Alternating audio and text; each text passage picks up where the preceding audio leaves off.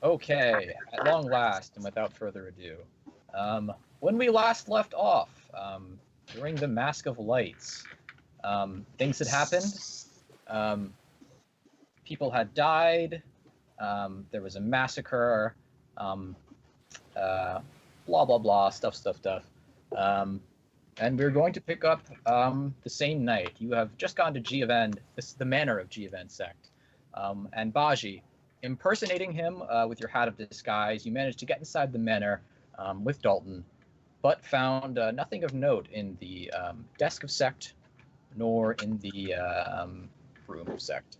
But we're going to pick up right there. Sect or Baji rather, and Dalton, you're in this the bedroom of Sect. I don't want to call it the Sect's bedroom. The Sect's office, the Sect's room, and the Sect's bedroom. And soon we'll be in the sex dungeon. Angus, where are you at? I'm still here. He's here. I'm just taking coffee. All right, I'm gonna look around. Is there anything to bar this door with? I don't know. You can probably just lock it. It's got a lock on it. Okay, yeah, I'm gonna lock it. Okay. You're a detective, right? Of some sort? Close enough. Right. Could you, a leather-bound notebook, blank, no pages, no writing on it. If you can find it here, well, I need it. And I'm gonna look around for it. I'm just gonna rummage through this room. Yeah, make a perception check. Okay. I will do the same. I'm gonna, as I look around though, I'm gonna say, if you need a new notebook, you can probably pick one up at, any street side store. It's not any notebook. It's a very important notebook. Well, 27. thank you. You lock the door. The guards had already left you alone, so there's probably not much reason to do that. But you lock the door and begin looking around. You find no notebook after 10 or so minutes of searching through the desk of Sect. I can't call it Sect's desk. The desk of Sect. There's various odds and ends here and there. You find a few things. You find a few weapons laying about, stuff like that, but no journal. All right. Nothing of note? No. I'm the bed looks fairly unused. It's a possibility he just doesn't sleep in here that often. Does he have? Are there any files in the desk or anything? No, his study would probably be the best place to find that sort of thing. Okay. I think we're out of here. Are you telling me we just we just broke into a mob boss's house for nothing? This wasn't my plan. I don't know this guy. Yes, but you went along with it. What was I going to do? Well, whack you over the head and say, no, Mr. Sect, you don't want to go to bed. Well, something like that would have been helpful. Okay, I'm gonna unlock the door, and I'm gonna walk out of it. Okay. One of the guards. Whoa, boss. Are you sure you want to go? Do you think I don't have the stomach to go to my own fucking party? No, boss. I wasn't saying that at all. Here, I'll help you along. No, I don't need your help. I'll get it. As he does this, I'm gonna be hastily zipping up my trousers that I've undone behind him. Whoa. The man just looks at this and just puts his eyes forward and just says nothing. Yep, and I'm gonna walk by and say, sorry you had to see that. He kind of stormed out on me. Yeah. Just shut up, you guardsman. You stay here. I'm gonna get something from my office and walk out. Mike, I'm headed to the office. Okay. Yeah. The guard leaves you alone as you head back towards the office. Okay. And yeah. I'm just going to rummage once again through the desk, and I'm going to take a look around, see if there's anything of interest, anything that looks like things of note that he wouldn't be keeping around his desk. I'm going to say this. Bookshelf. You already looked around. You already made your perception check. You don't find anything else this time. Okay, fine. We know that he's keeping Vector in a private prison. Yeah. That's all we've got. Here, get me out of here. All right, fine. I'll start looking. I'll start Let's go. drawing up where we could go looking. Okay, fine. I'm going to head towards the door. Open it. After you. Yeah, after me. And I'm going to walk back into the party.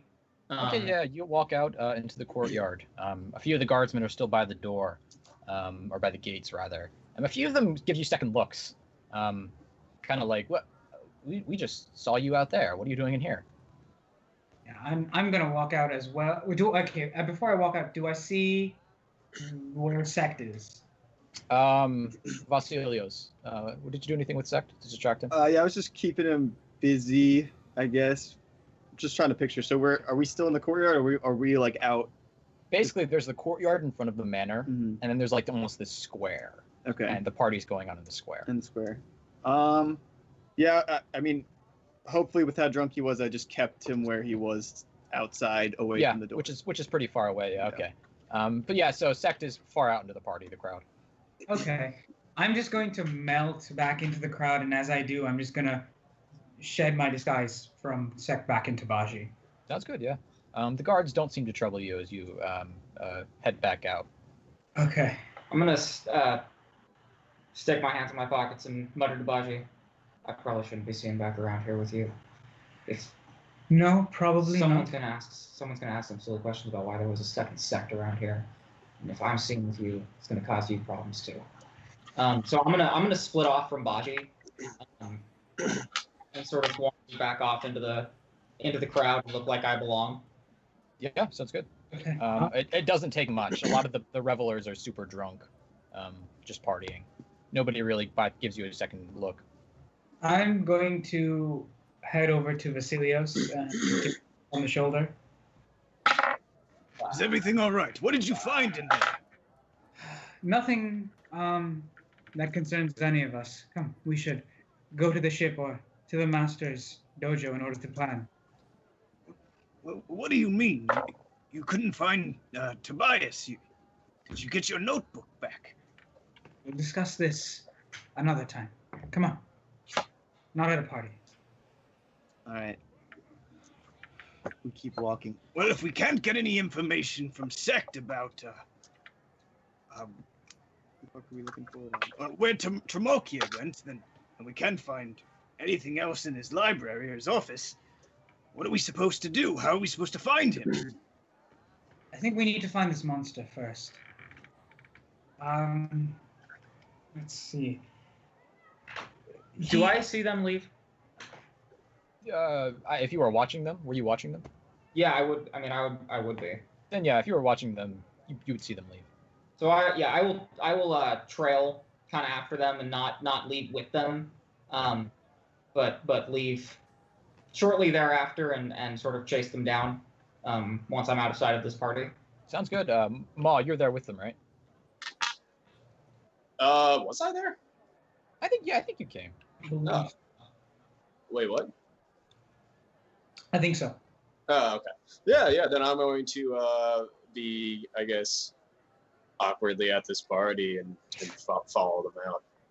Yeah, sounds good. Okay. And then Baji and Vasilio seem to leave. You sort of accompany them, and behind you, Dalton follows. Where do you guys go? I'm gonna start heading towards the ship. Okay. We need to find Tramalikiar. Detective. Is there... Inquisitor. Right. Is there... Can you track people? And how well? Can I track people and how well? Depends on what you mean. Because if you mean, can I follow a man's tracks over hard cobblestones? If you mean, can I find someone in a city? Maybe. Then we'll need to roll with the maybe, because we do need to find someone who's probably trying very hard to hide. in a very large and dirty city. Well, There's always Ma, the option of scrying. If Ma can...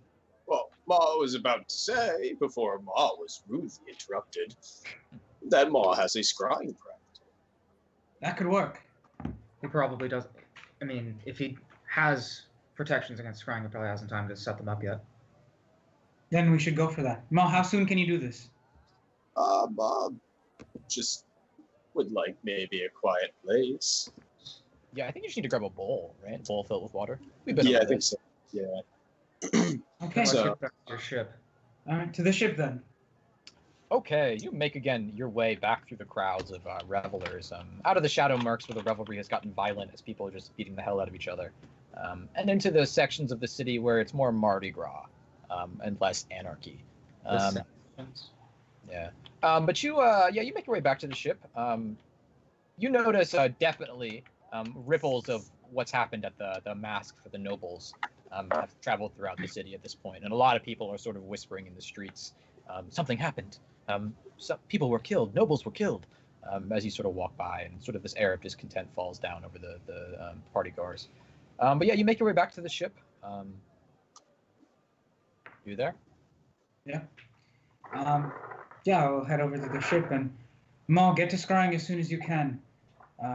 Ma's getting there. Ma's getting there. Dalton, a word? Sure. Vasilius, you as well. Ma's gonna kind of sneak up behind you into here. Yes, Ma, you may listen, just but get that bowl ready or whatever it is you need. So we weren't.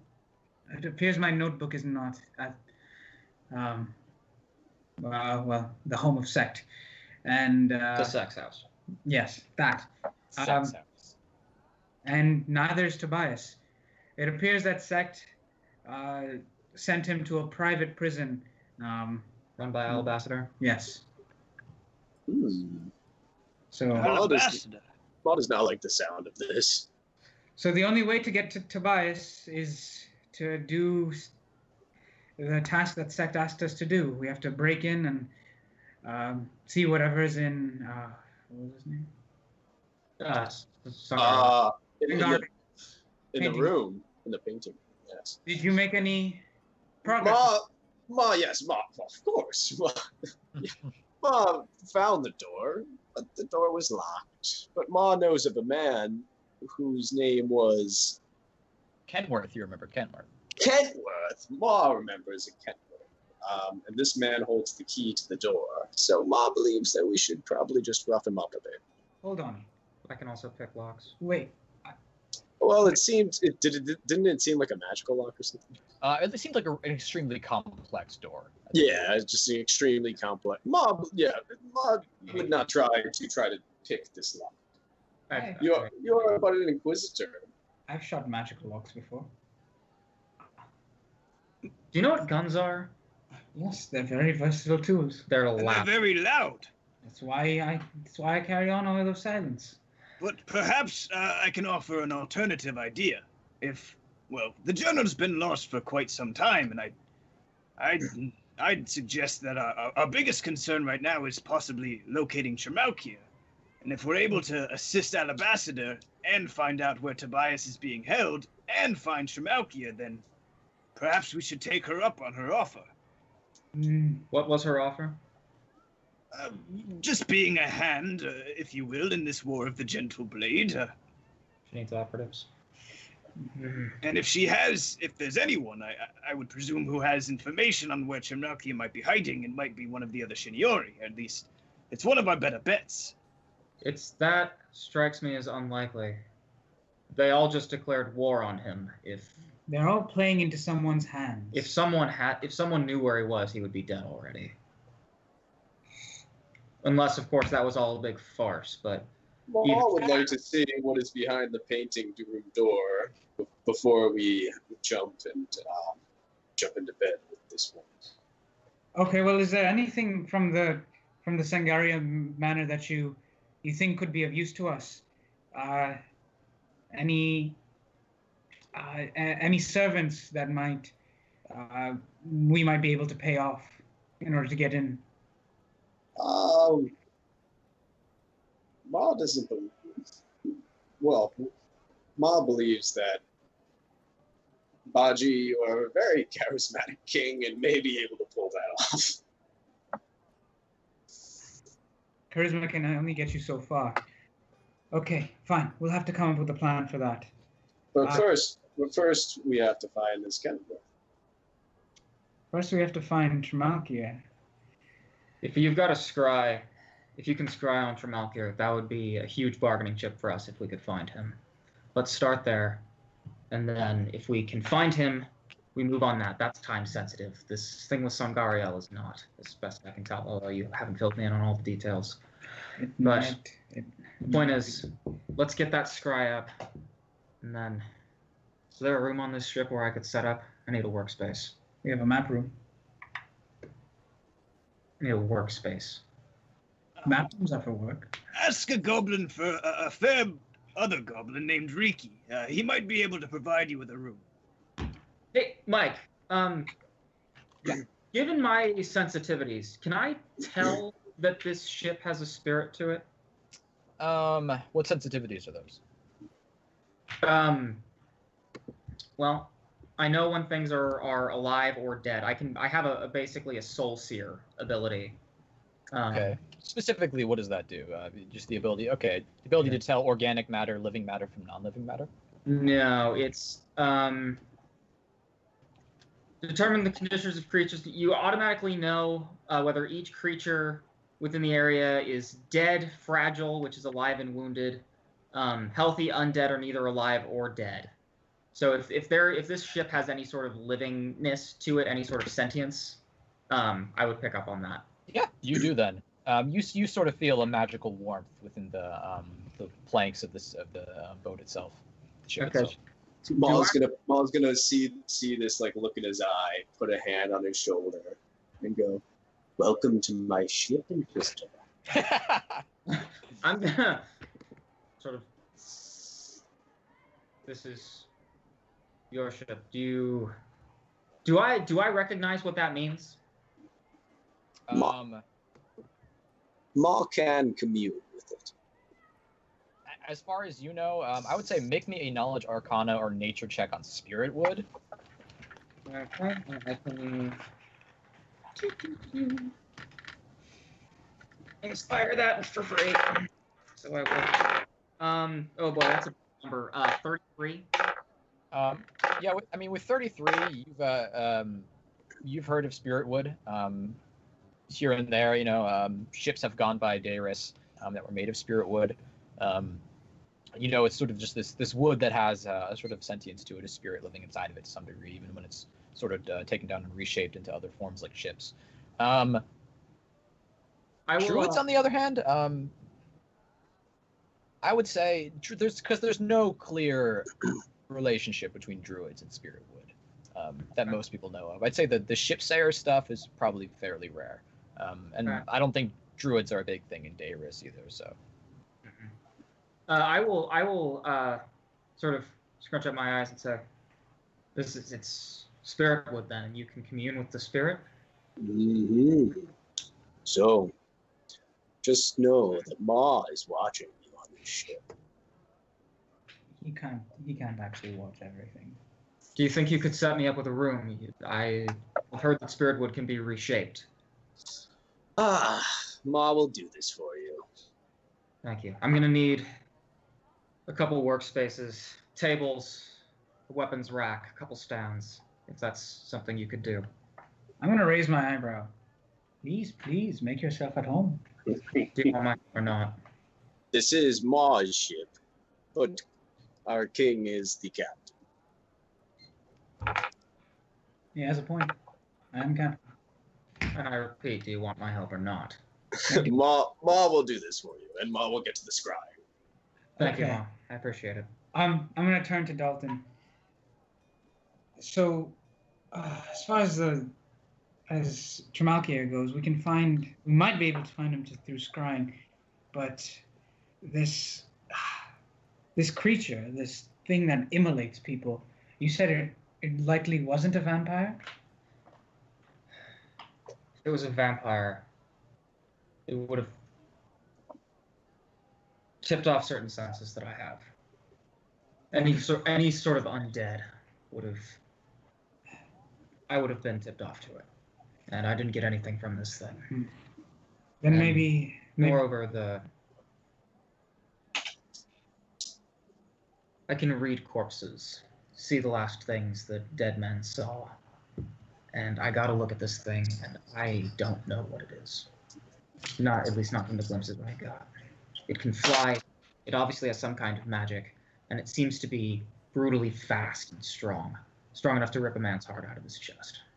Does Ma and maybe about to sit in meditation peeks an eye at this? Can I do a nature check or something to check on this, see if this is okay? Oh yeah, make me a nature or knowledge planes check. Okay, cool. I can do nature.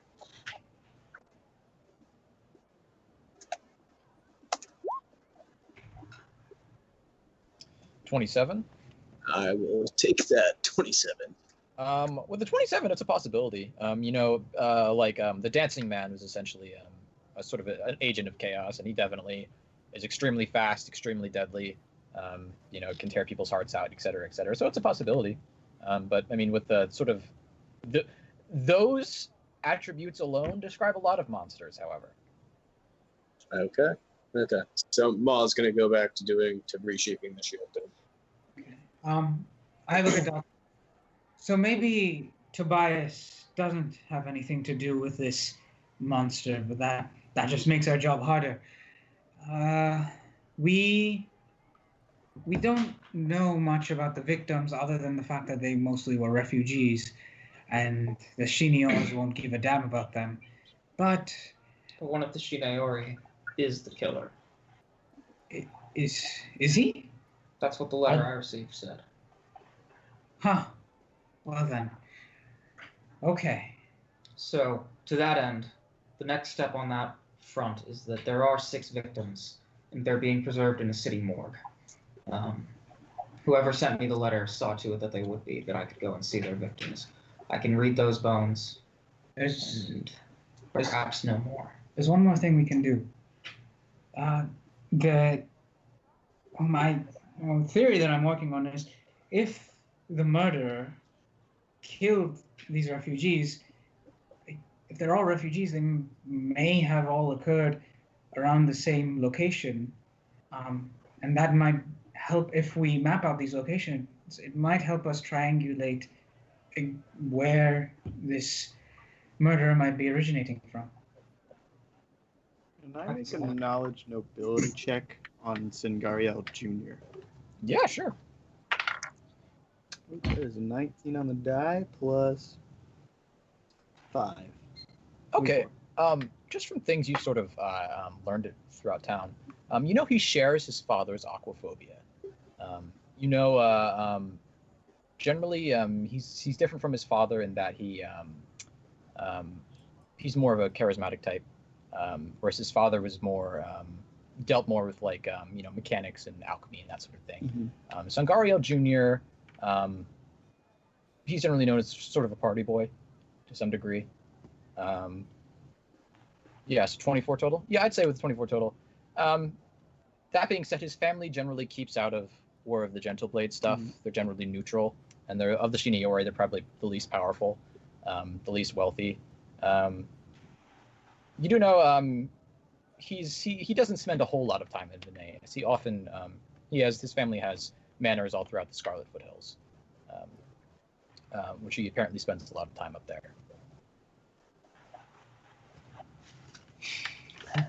So once Ma is done scrying, detective, we should go see. We should go see about those locations and about those bodies. Vasilios, do you have any ideas?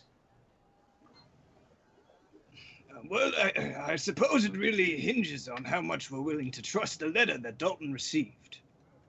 That's all we have. If we're so positive that it's one of the Sinaori, or perhaps one of their kin who might rise to become one, well, then I think it's best to lay out each and every Sinaori member and narrow our eyes on at least a few. I mean, Sangaraeal Sr. said that his son would show up soon. Do you think perhaps they've dipped their hand into this war and turned everyone on Tramalikiar? Does he have a reason to believe that they're making moves on him? If Vector's involved, who would he want to take out? Who's the easiest target? Well then, We know that Silviano's mother-in-law seems to be ruling things from the shadows, but is currently not being seen. Has she been turned into some evil monster? Has Quinn done something to his fiancée? let's map this out. Who are our suspects right now? Oh boy. Okay, yeah. I'll list out the seven Sinaori, the seats. Like Can you give me 1 second? It's time to go get the detective notebook. Okay. Interesting. Cerobar, Lunarium, Yes. Verpas. Angus has a detective notebook, but he doesn't have a conspiracy board.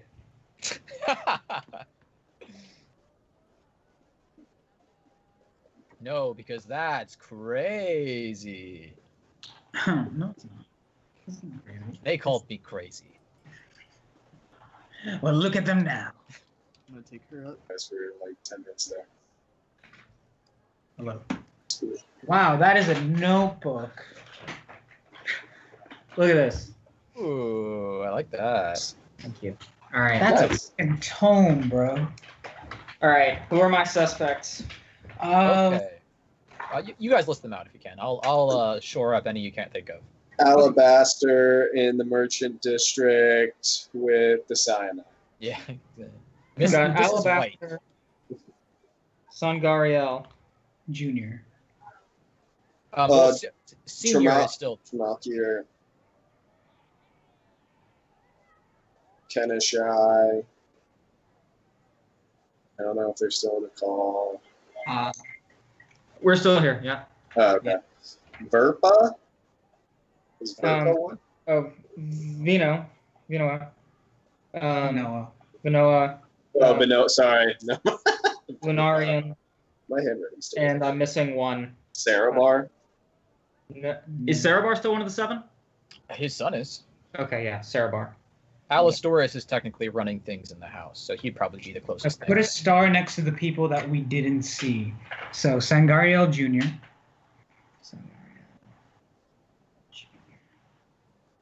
Okay. We never saw Kenishai. That's true. So Lord Diadal, who's really Quinn Vela, would be the closest thing. Yeah. We didn't see Kenishai or Diadel when the attack actually took place. Right.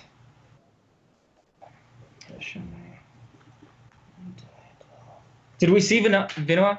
Yeah. Well, I'll say this: are you guys trying to find out who did the massacre, or who's been murdering the people in the streets?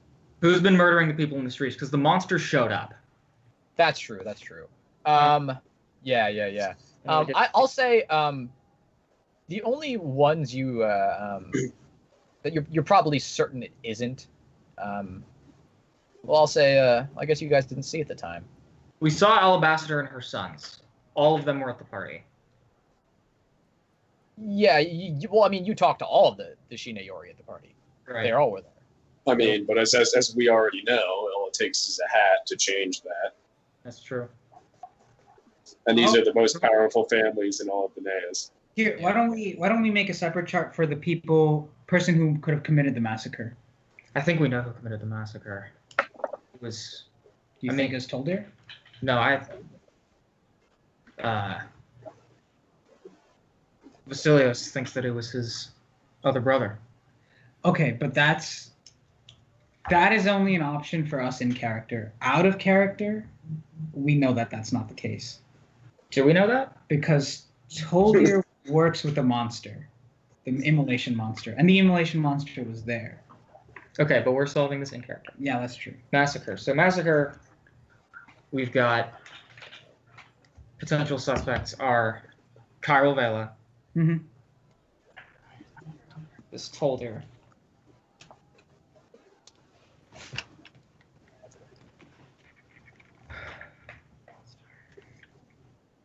Tramalikiar.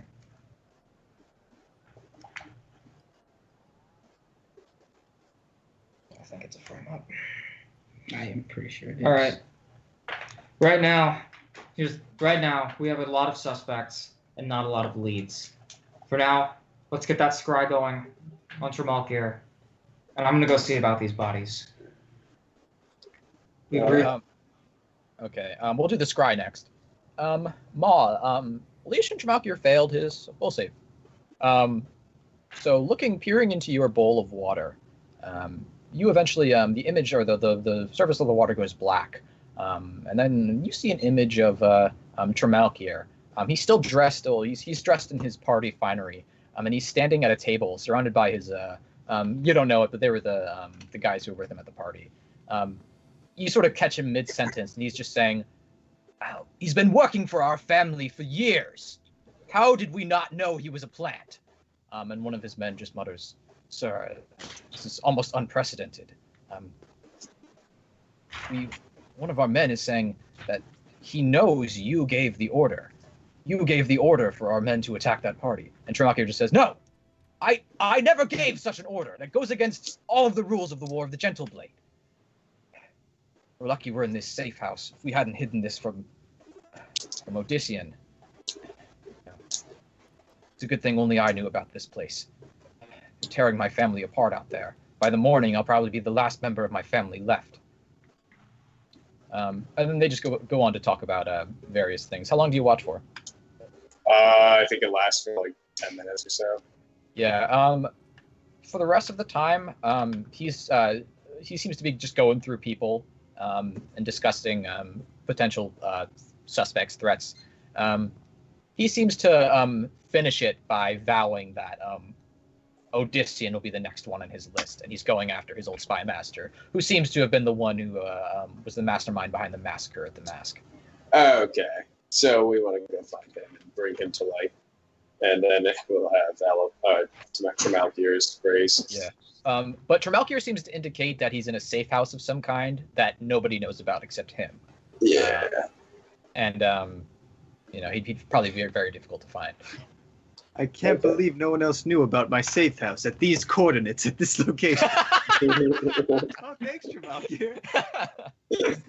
Oh, nice. Okay, Ma's gonna come out of it. Ma knows. What do you know, Mo? You found him, Ma. Tramalikiar was set up. And what was it? Odysseus? Oh, Odyssean.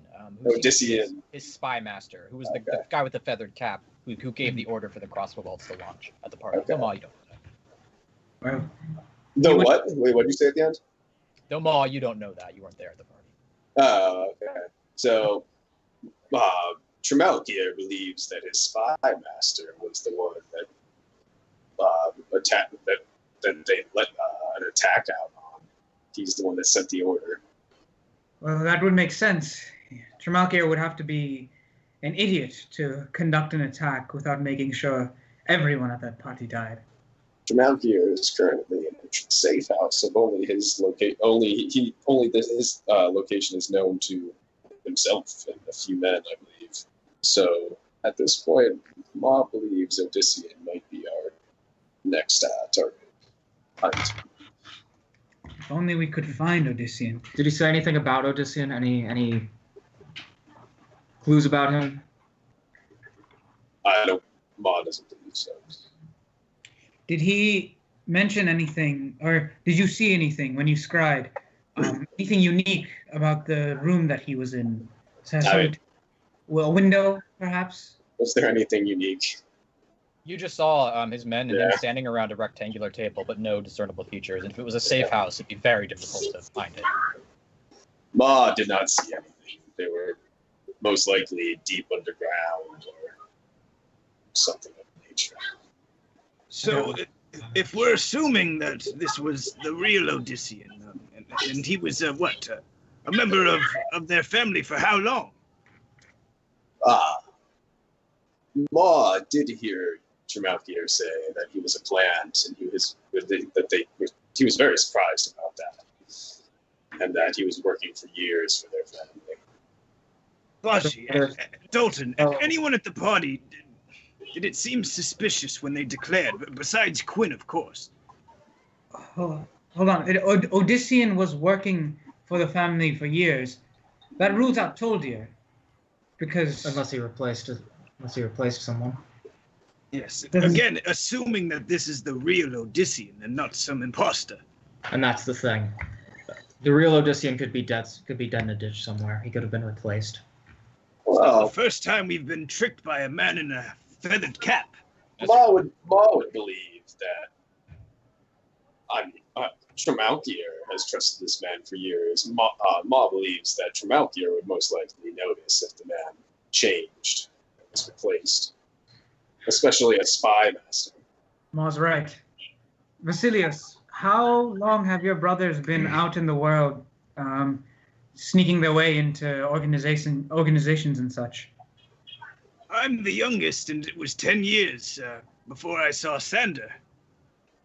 10 years. So it could be that your brother, Cairo, has been working for Tramalikiar for years. It's very plausible. I'm not sure how long they've been in Veneias. It's quite possible, but again, given what Quinn said at the party, it was very suspicious. He did ask me where I thought Cairo was, or that's what I should be concerned with. But if they were doing all of this, do you think it's plausible that they know what Tramalikiar is now, or is that part of the ploy just to let him rot? Ma doesn't believe. Well, it seems actually in this city anyone can be bought out at price. So Ma's unsure if anyone knows of Tramalikiar's position. He seems sure himself that there was no one. Vasilius, you have a point. What's the motive behind making Tramalikiar the fall? What do other Shinioas or anyone else gain by undermining Tramalikiar? We do know one person who's been gunning for a seat on the Vinewood Table for years. Sect. But I don't know. Something Is there told me. What? is there some sort of law that there's only to be 7 families? Yeah, I mean, it's like there's only so many congressmen in Congress. There's only 7 members of the Vinewood Table. Well, whoever would want to be a Sinaori has definitely accomplished quite the amount of chaos in this city span. And Chaos indeed. That could be their end game, but we don't have many leads. We need to move and act on something. So what's our plan? Well, that's just the thing. Even if we're to know or to be certain that Quinn or Cairo is involved in besmirching Tramalikiar's name, what does that really get us? We would still have to kill Quinn or Cairo, and well, I'm sure they're holed up now with all of this war going on. Then I say once again, we have a lot of questions and not a lot of answers. I'm gonna go see about these bodies. Do we want to rest first? Yes. what time is it? It's late. You guys have been out. The party started at like 7, and you guys it's been hours while you were there. It's probably nearing midnight. And they're both named Vicentias, right? Yes, Elder and Junior. It's not Junior. It's not any of the Alabaster's sons. It is one of the 7 sitting members of the Sinaori. Okay. So who are the 7 sitting rulers, Mike? Lord Diadal, since Kenishai herself is bedridden, Desdemira Alabaster, Ricardius Vino, Silviana Lunarian. Hold on, sorry, slow down just a second. Alabaster, Silviana Lunarian. Vicentias Sangaraeal Senior. Vicentias Sangaraeal Senior. Leoshin Tramalikiar. Leoshin Tramalikiar. Thank you, Tim. Yeah. And I had him right here. Alistoris. You're wrong, my friend. You don't have to be the official head of a family in order to be the ruler. We see that with Lunarian. So it may very well be if Sangaraeal Jr. holds power, he may very well be a ruler of the city. Diadel is not even of the name, but Quinn's still ruling. Yeah. what we said before, Quinn is the one sitting at the Vinewood Table now, Lord Diadal, since his wife is bedridden, or his fiance rather. So he would technically be a ruler. Who's the head of Vinoa? Ricardius. No, these leads are getting us nowhere. Lewison, are you there? Moments later, Lewison appears at the door. Yay. Lewison, I need you to give me locations on all the murders, the immolations that happened recently. Do you have them on you? Like, any knowledge of them? We did get reports on them. As far as we could tell, each of them is outside of a different refugee camp in the city. And it's spread out all over the city. Nowhere that it's particularly close to, no area. Well, the refugee camps are clustered in the waterfront district generally, but it's a possibility if the killer's coming from anywhere else in the city. He might even be in the waterfront district himself if he's killing close to home. Which seniors reside near the waterfront district? None of them.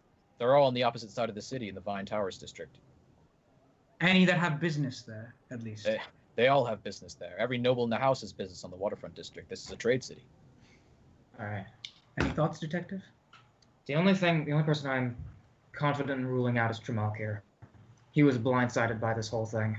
And I think the massacre, your black scars, and this monster are all tied up in one. And Tramalikiar is he's been played by them all. I don't think he's the monster, but that's the only one I'm comfortable ruling out. The rest are still up for grabs, even your precious Lunarian. There's only one person who I feel actually knows what's going on in the city. And I think that's our friend Tobias. He's locked up in a prison. An Alabaster prison. Give me some time. Brings up my next point. Lewison. Now, it's not exactly going to be easy in a night like tonight, so maybe wait for tomorrow, but we've figured out some information. Alabaster seems to have secret prisons, specifically designed for enemies of the Sinaori around the city. Seems like she gives them to the highest Sinaori bidder, even Sect. Yes, she runs inns. She runs places to house people. That very naturally leads to places to house people nobody wants. Sometimes a commoner might piss off one of the Sinaori, and he doesn't want to kill the commoner. He wants to put him away for years, so he'll learn a lesson. Alabaster, she runs those kinds of places, but they're well hidden. I imagine Sect would know of a few of them, perhaps, but besides that, you could ask her herself, but... That could be a place to start. How many inns do you think are even in this city? Hundreds? Dozens, at least.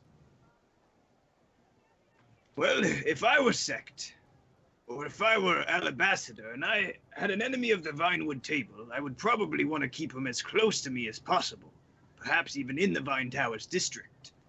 How many inns are there? A few. They're mostly high-end inns.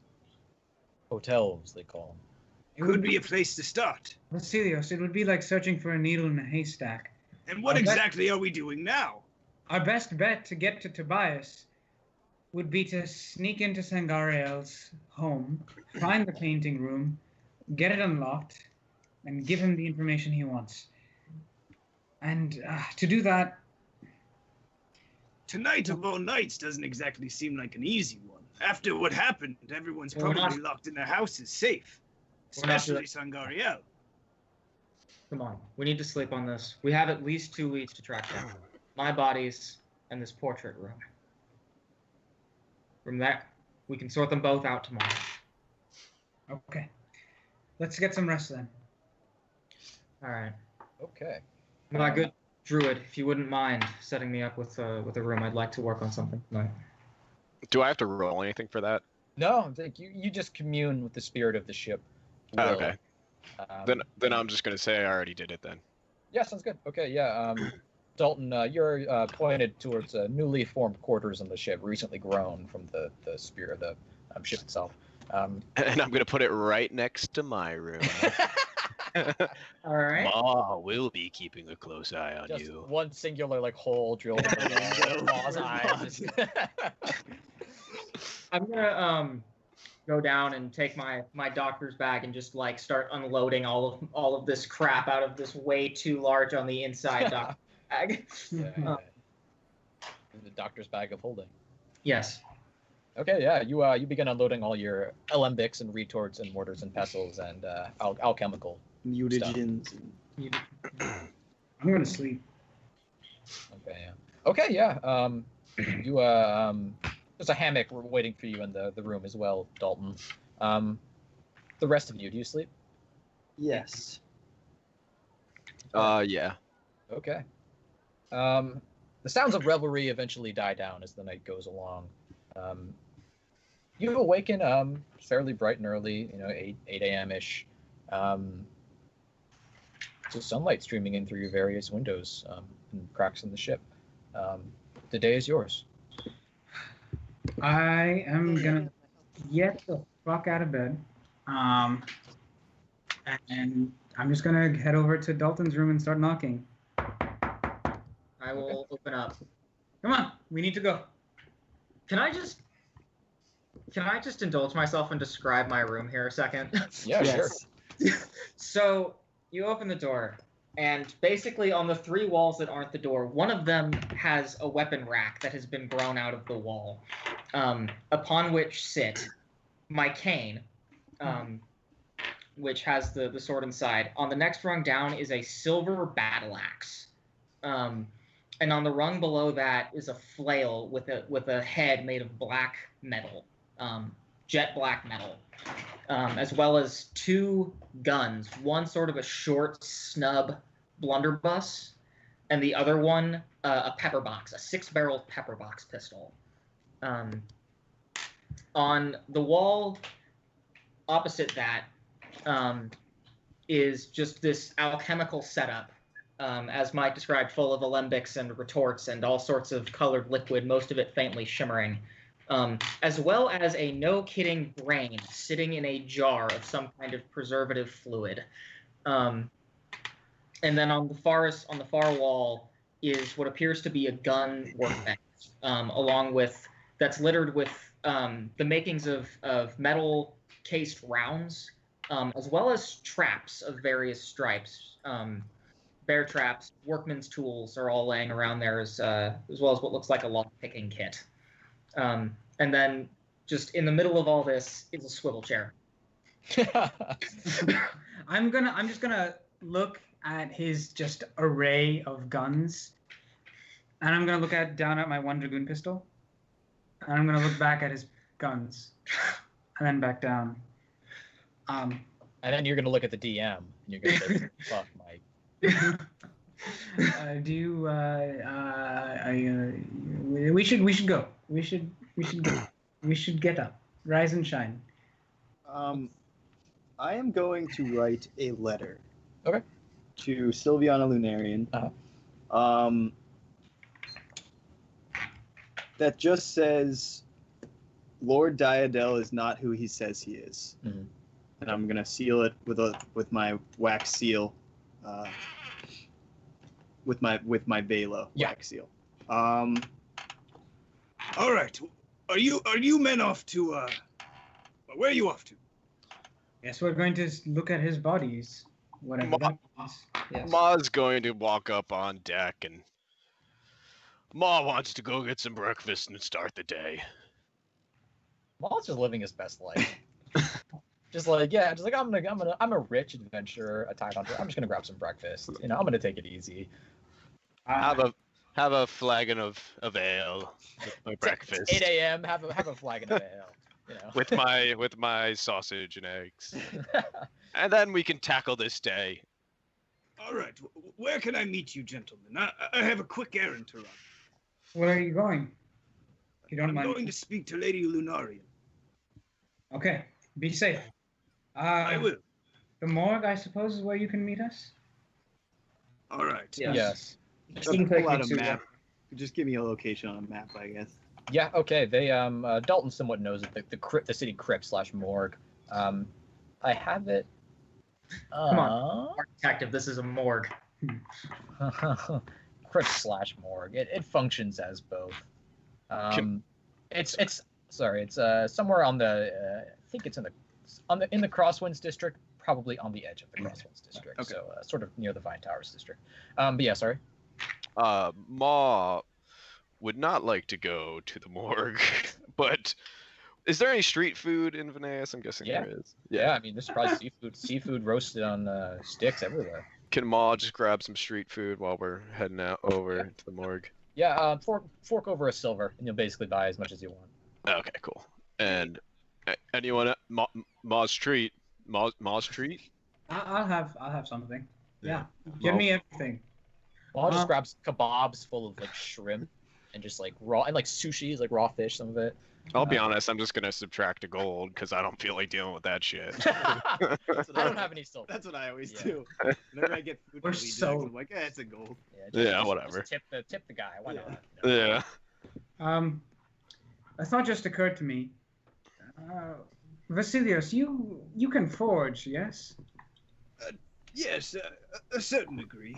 Which means you can recognize handwriting pretty well. Is there any way you can study the letter and then... We can collect handwriting samples. Exactly. If you can do that, that would be excellent. Yes, I suppose I can, but how do you suppose we'll go about collecting handwriting samples from the Sinaori after a night like last night? Well, we're about to go break into Sangaraeal's place, aren't we? That's one. Or we can just be polite. Wait, Ma didn't believe we were going to break in right now. Not right now, but we're planning on it. Right, but nonetheless, it's one line of reasoning. Well, and first we have to find this Kentworth. Ma does not know where he stays. Compare them, that would be the best thing. I think something as simple as paying a visit to every Senior and looking around their house as we're let in, if we're let in, seeing if they have any handwriting samples. That would be helpful. If anything, I can probably use my position to get us in the door, offer my services as a detective, offer to track down Tramalikiar, ask for a contract in writing. That's a good idea. Ma's gonna put a hand on his shoulder. So you are a detective. Inquisitor. He's got you there. So I'll be back then. I'll meet you at the morgue. I'm gonna put that letter inside an envelope then. If Okay, those yeah, I'll exist. pass it over. Okay. And if you see anything, if there's anything in that means anything to you, let me know. I went over. Yeah, I meant my letter, not his. All right, but Vasilios, I'll also take his letter. We'll do you first. You head It's not gonna towards. take long. What'd you say? It's not gonna take long. You head towards Lunarian's manor with your letter. Yeah, I'm gonna go. Guards recognize me at this point or no? Yeah. Alright. Sir, if you will, please just give this to Lady Lunarian, but tell her to only open it in the case of my disappearance or death. Why do you love her? The guard says. The other guard just looks at him and says The guard becomes Mike. No, sir, I'm not a child. If I loved her, it would be proposed in person, not in a letter. He just silently takes the letter and nods. Well, thank you, and I'll be assured that will get to her all right. You got it. I don't like this dynamic that you created with me. I don't even know you. He begins sort of softly chuckling to himself. Fine. Thank you. That's it. Okay, sounds good. Then I- moving towards the north. I now like House Lunarian more. Okay, yeah, you make your way to the yeah, that seemed weird. The other guard was sort of put off by that. It was fucking weird. But you make your way to the morgue afterwards. The rest of you also make your way to the morgue, and I just gotta freaking find. And Ma's not going to spoil his appetite. Ma will stay outside of the morgue. Good day. Okay, you make your way towards the morgue, but remain outside of it. I'm gonna turn to Dalton. So you make things. All Inquisitors are taught to be self-sufficient. Or what can you make? Well, I'm first and foremost an alchemist. And can craft most alchemical items that you can find on the shelves, So, as well as a few other things. I picked up making potions when I was in the military. Pass some things around. so magic bullets and all that. Make me those. I can't enchant things, but I can make bullets, Okay. and I can maintain guns as any soldier worth his salt can. I can maintain guns. I'm a soldier. I fought in the war. I was in the military. You fought in the war. Yeah. I'm gonna be.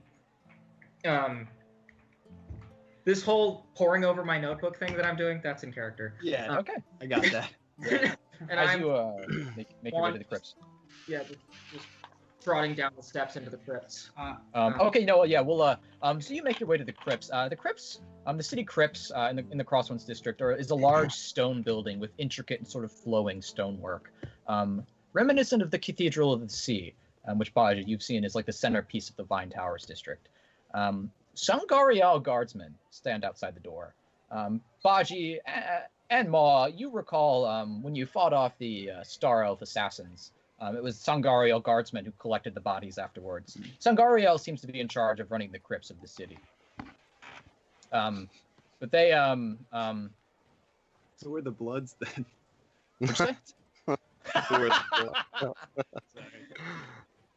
Oh, damn. They nod. You think they seem to be expecting you as you enter Dalton. I take it you've been told I'm coming? Yes, Mistra is waiting for you inside. She's the head of the morgue. Oh, Mistra's there. Didn't realize she was so talented. I will nod to them and step through into the morgue. Okay. You step down these staircases down into this gray stone sort of basement-like area. It's very dark. You see sort of led through these or coming into this lobby. You just see people in sort of dark robes walking around. They seem to be novices, perhaps healers in training. Eventually, a woman in her middle years comes forward. She's sort of got graying hair. She's perhaps in her 40s. She nods to you. Hi, I'm Mistra. I heard I'll be showing you some bodies today. The bodies of the immolated victims. You're not Mistra. Oh, you've met my daughter. She runs Mistra's mystical matters. Oh, you're both named Mistra. Yes, my mother is named Mistra as well. You've probably heard her if you've been to the store. Yes, I believe I've had the opportunity to hear her dulcet tones. Yes, it's a family business. To be honest, my mother and my daughter are both more talented than me when it comes to actual enchanting and magic. I spend most of my time collecting reagents. Not from here, mind you. But I am. And judge you if it was. I am a healer more than anything else. A noble calling. Indeed, don't sell yourself too short. Healing is one of the most noble of causes, and requires. No, I don't exactly see how a healer would do much good in. Did you show up there? Yeah, right. Didn't I say I walked to the? Okay, yeah. to the shore? So yeah, Vasilios accompanies you shortly after you enter. Yeah, I will. Healing and dissecting corpses deal in many of the same talents. Why don't you show me these bodies, Mister? I'm Dalton O'Doyle. Dalton O'Doyle. She shakes your hand. You seem to be an educated man. I do my best. People around the city sort of look down upon those who handle dead bodies. The concept of autopsies gives people the skivvies, you know. Yeah, well, the average person is a fool, so don't give them too much credit. She begins leading you down these sort of gray brick, twisting hallways down deep into the morgue. Eventually, she takes you out. You see a few novices in sort of dark robes scurrying about here and there, seemingly her apprentices. But eventually, she takes you into a room where several stone slabs are laid up against a wall, and there's bits of surgical equipment laying around here, scissors, saws, that sort of thing. On 5 of the stone slabs are immolated bodies. Some of them seem fresher than others, but their skin is uniformly charred and disgusting and destroyed. They seem very shriveled up, all of them. Okay. Yes. I'm gonna look them Sorry, over. Mr. steps forward. Yes. The first body was found several days ago. He seems to be a half-elf. His name is Renadier. She comes to the oldest body. It was his lover, a Thalassian human named Triara. She's staying in one of the refugee camps. She's the one who found him and reported him to the guards. He, unfortunately, he's the only one we can identify. Nobody has come forward for the rest of the bodies. So we don't even know. We know, she points to the first two. 2 men, and she points to the last 3, and 3 women. I will take all that in and say, you performed autopsies? Minor bits here and there. To be honest, I've been busy with my other duties. And when I heard a professional like you was going to be coming, I decided to leave it up to you. Fair point. Did you get anything off of them, off of those autopsies? Anything of note? Besides, of course, that, and I'm going to gesture to the uniformly blackened skin.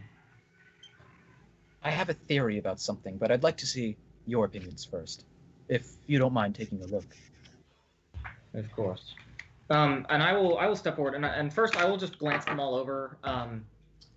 Do I know? I mean, obviously they've all been burned to death, but do I, just studying the bodies, do I pick anything up?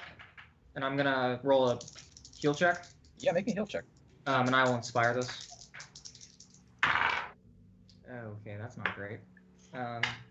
That's a 21. No, sorry, a 19. Oh, okay. With a 19, you look over the bodies. What exactly are you looking for? Just general impressions? General impressions, if there's any obvious wounds besides the immolation, besides the burns, Okay. that might be a cause of death. On the last body, the most recent body, you can tell this almost just by taking a cursory glance. There is a giant central wound. A chunk of their chest is caved in, right over their heart. Taking a look at it with your heal check, you'd say it's most likely a knife wound. Somebody stabbed him in the heart.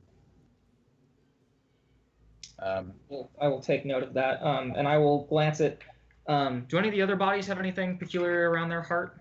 They do not. But with your 19 heal check, is it 19, right? Yeah. With your 19 heal check, you also see on the most recent bodies, the last 3 contusions or fractures in the skull. Sudden blunt force trauma to the skull, likely something cracked them over the head. And does the last one have this too? Yes, the last one does. I'm gonna Is that everything I get off the heal check? With that heal check, there are some things you probably think you're missing, but you yeah, that's the best you can get off of it. All right. I will I'm gonna look at who else is in this room with me? Me. Vasilios and Baji. Okay, so everyone's here. I was wondering if anyone stayed outside. So I'm gonna look over and say, I'm gonna look over and say, this is going to be weird. And then I'm gonna walk to the first. Actually, I'm gonna go from the oldest victim to the newest. Okay. And I'm gonna. By weird, you don't mean like necrophilia weird, right? And I'm gonna touch 2 fingers to their eyes. I'm gonna open their eyelids and touch their eyes directly. What's left of them? And read the bones. Sounds good. Okay, you do Renadier, who's the half elf, the first victim, a male, touching your fingers to his eyes. Immediately, the rest of you don't really see anything, but you, Dalton, you sort of open your eyes and see the sort of miasma in the air, the sort of spiritual residue of what happened. You see it's faded somewhat. It's been a few days. It's been about maybe a week. And besides that, something screwy. Even just working the residue as you are, the sort of psychic scars from his traumatic last moments. It takes you a bit of effort, but eventually you get it righted, and a scene plays out before you. Triara, is that you? What are you doing? Ah, it is wonderful to see your face, my love. What are you doing? Ah! Ah! And then he screams, and the image goes out. So do I see this lover? You don't see it. You from your perspective, you saw the guy, the half elf. He was alive. You didn't see the lover, but he seemed to see her and recognize her. And then he was immolated? You don't know. I'm gonna nudge Vicentias. Is this the weird part? I'm not exactly sure. He says he's some sort of detective. I'm sure he has some sort of method. I'm gonna sort of come up from that and move over to the second victim and do the same thing. Okay. I'll skip past this.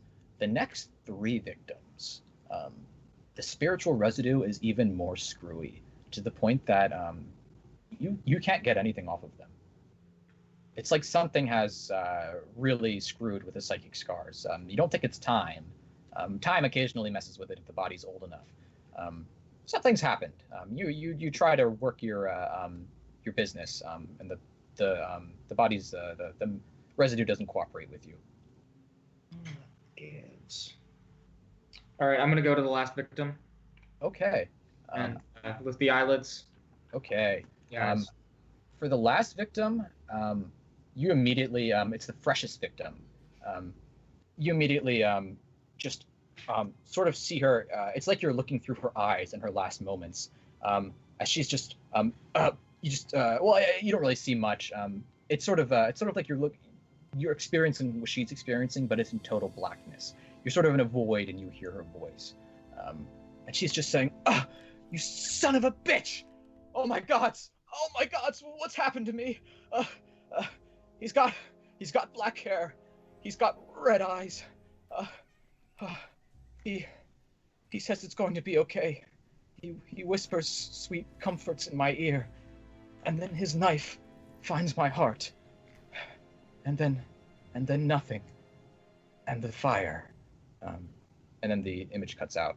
From what you could tell, right after you come out of this, you take a look at her knuckles and her knees, and you see bruising on her knuckles and knees. It seems she was a fighter.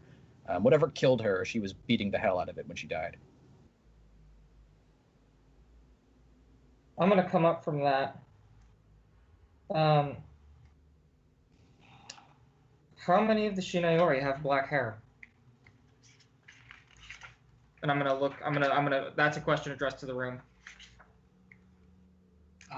You know?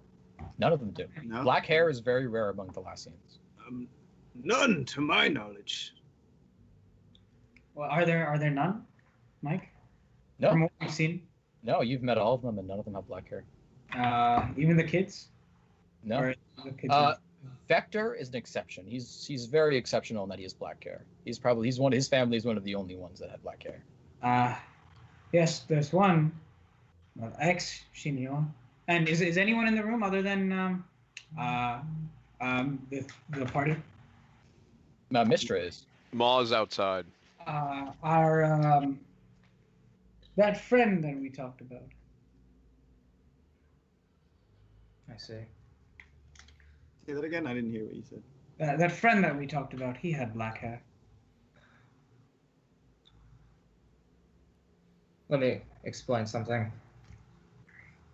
I can read sort of the psychic last impression of a person, see some of the things that they saw. These 3, and I'm going to gesture to the middle 3, were all too damaged for me to read. They all have some damage. That's something that have I ever encountered this before? Usually it's only really happens when the body's too old for you to get the psychic impressions. Like we're talking like it's been there for years and years.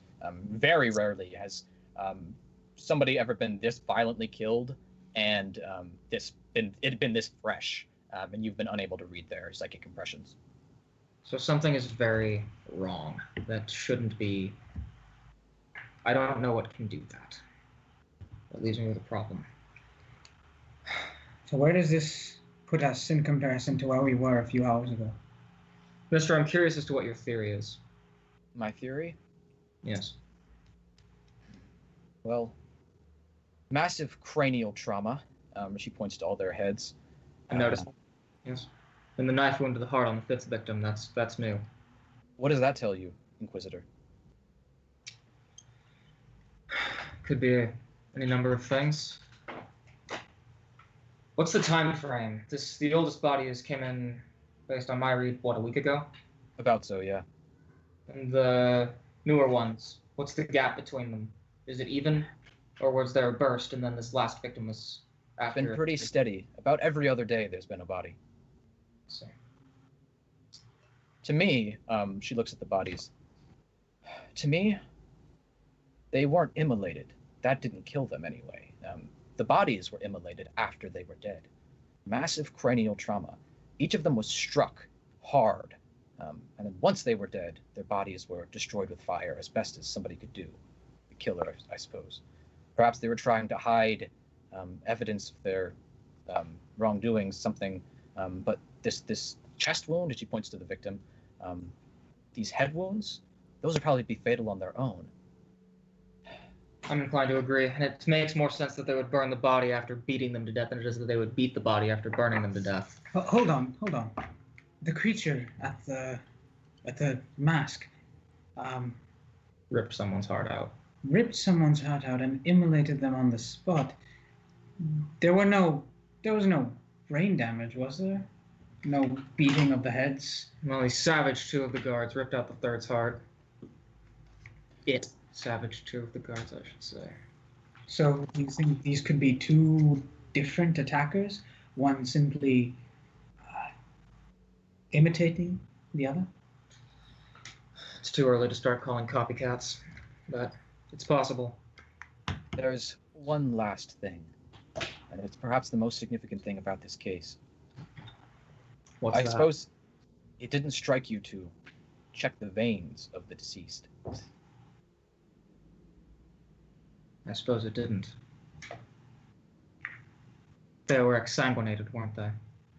Massive traumatic exsanguination. Blood sucked. Clean I out. believe that's the cause of death. A massive cranial wound to stun them, exsanguination all over the body to instantly kill them, perhaps in a matter of seconds. And as they lay dying, or perhaps sometime later, the bodies were immolated to hide what had happened to them. Why would they be sucked of their blood if you didn't sense any vampires? I'm gonna examine the victims' necks. It's difficult. You think on the latest one, you can tell a significant neck wound, but with your heal check, you can't see them on the rest. They're just the bodies are too badly damaged and burned and rotted at this point. Though they've been kept preserved magically as best as could be.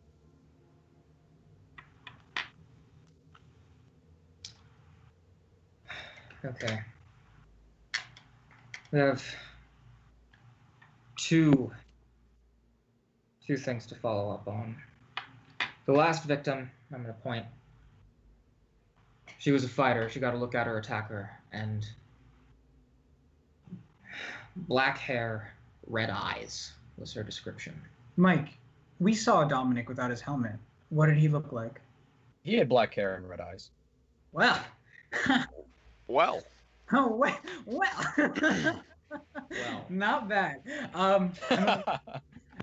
Dominic had black hair and red eyes. Who? That vampire we encountered in Coralia. The Dark Palace. Yes. Matches the description, and if he's a vampire, that also makes sense. And they say, and there's a reason, whoever... Mistra, one more question. Who told you to preserve the bodies? Well, nobody did. Pending investigations like this. Then who told you to expect me? Apparently somebody negotiated with Sangaraeal. I'm not sure who. Or perhaps just the head of the crypts, but we were told to expect you.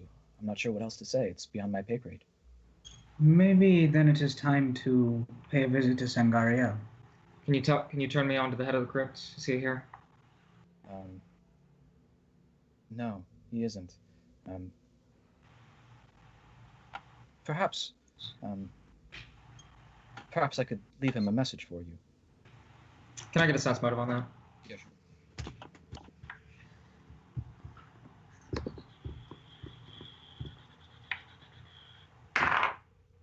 It's a 17.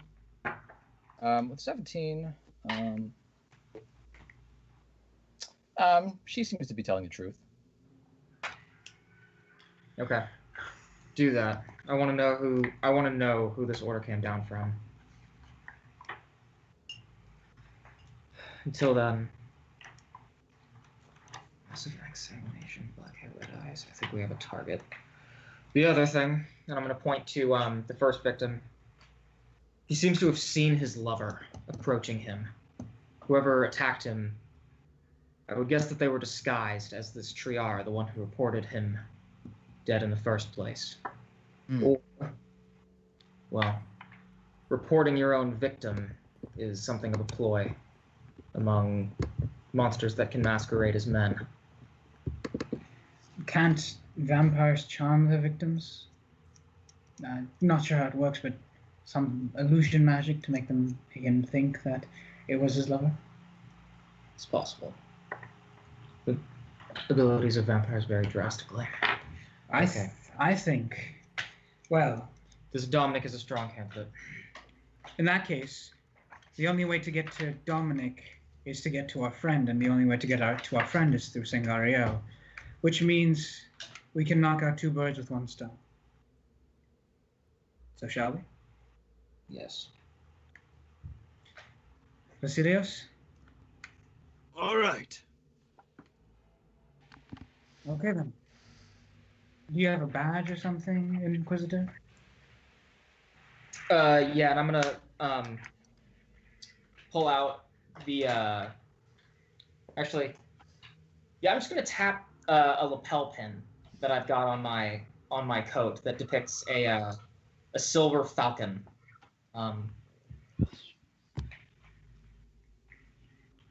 Do we have any Rip Current Red still at the ship? Did you buy any? I just know we bought booze at various places because we were alcohol salesmen. I believe. I'd say,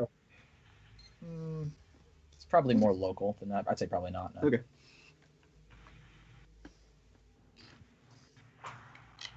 Well then, you've got a badge. You can get us in. This is gonna be fun. I hope. Let's get your druid. He could ride in. He's a shapeshifter, yes? Yes. Could ride in as a mouse or something.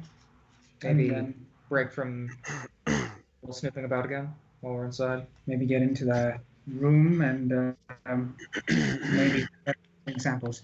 Vasilios, keep your eye out for handwriting samples as well. All right. Okay. Let's go pay a visit. All right, and I will nod to Mistra and say, "Thank you for your input. It was very helpful." She nods to you as you go. And drop that message off. And when you get anything back, send me a message, and I will give her the name and description of the Borealis. Okay. Yeah. Sounds good. She nods to you as you head out. You guys heading to Sangaraeal's Manor then? Yeah. Okay. You meet up with Maw outside. Maw, do you fall in with them? As Maul just stuffs his face more. Yeah. Look, I took it guys a little bit. You notice the two guardsmen are looking at you, and they're just like, one of them's just like licking his lips, and the other's just like noticeably like sweaty, like, damn, that looks good. Ma's just gonna walk up and hand them both a stick because I'm just gonna assume I have so many. They both just smile and take a kebab. Ma believes you should have a wonderful day. Yeah, okay. So you guys head towards Sangaraeal's Manor then. Mm-hmm. Okay. You come to a Vine Towers district that's different from the one you've seen before. there are guardsmen. Everybody seems to be guarding themselves tremendously. There are many guardsmen outside of all the manors of the nobles. Armed men walk the streets, personal bodyguards to nobles. The place looks like it's in lockdown. But you eventually get to Sangaraeal's manor, and you see several guardsmen just standing, some sitting in positions behind the front gate. One of them looks at you as you approach. I'm just gonna look at Dalton. I'll step forward. My name is Dalton O'Doyle. I'm an Inquisitor, Monster Hunter. I understand you're rather missing someone. Excuse me? Ocean Tramalikiar. I specialize in finding people and things that kill people. I'm here to offer my services to the head of your household, and I'm going to tap my silver pin. He'll want to meet me. Maybe a diplomacy check. I'm just gonna stand behind him, straight backed, and I'm gonna nod very vigorously. Can I support that? I'll allow it. Oh boy. I want to inspire this.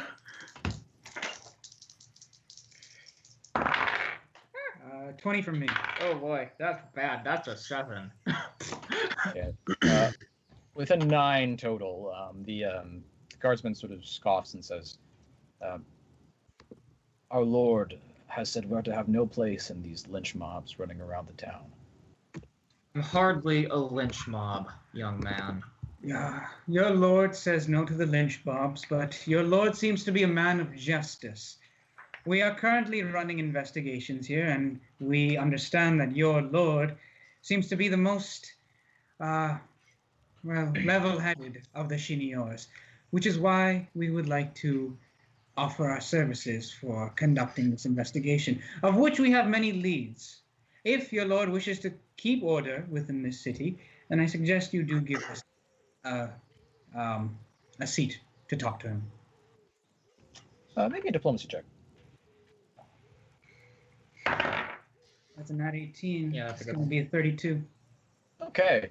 With the 32, I'm sort of the opinion that we should be taken to this Tramalikiar anyway. I'll tell you what. I'll fetch Kentworth. He's the head servant and the personal butler to Lord Vicentias.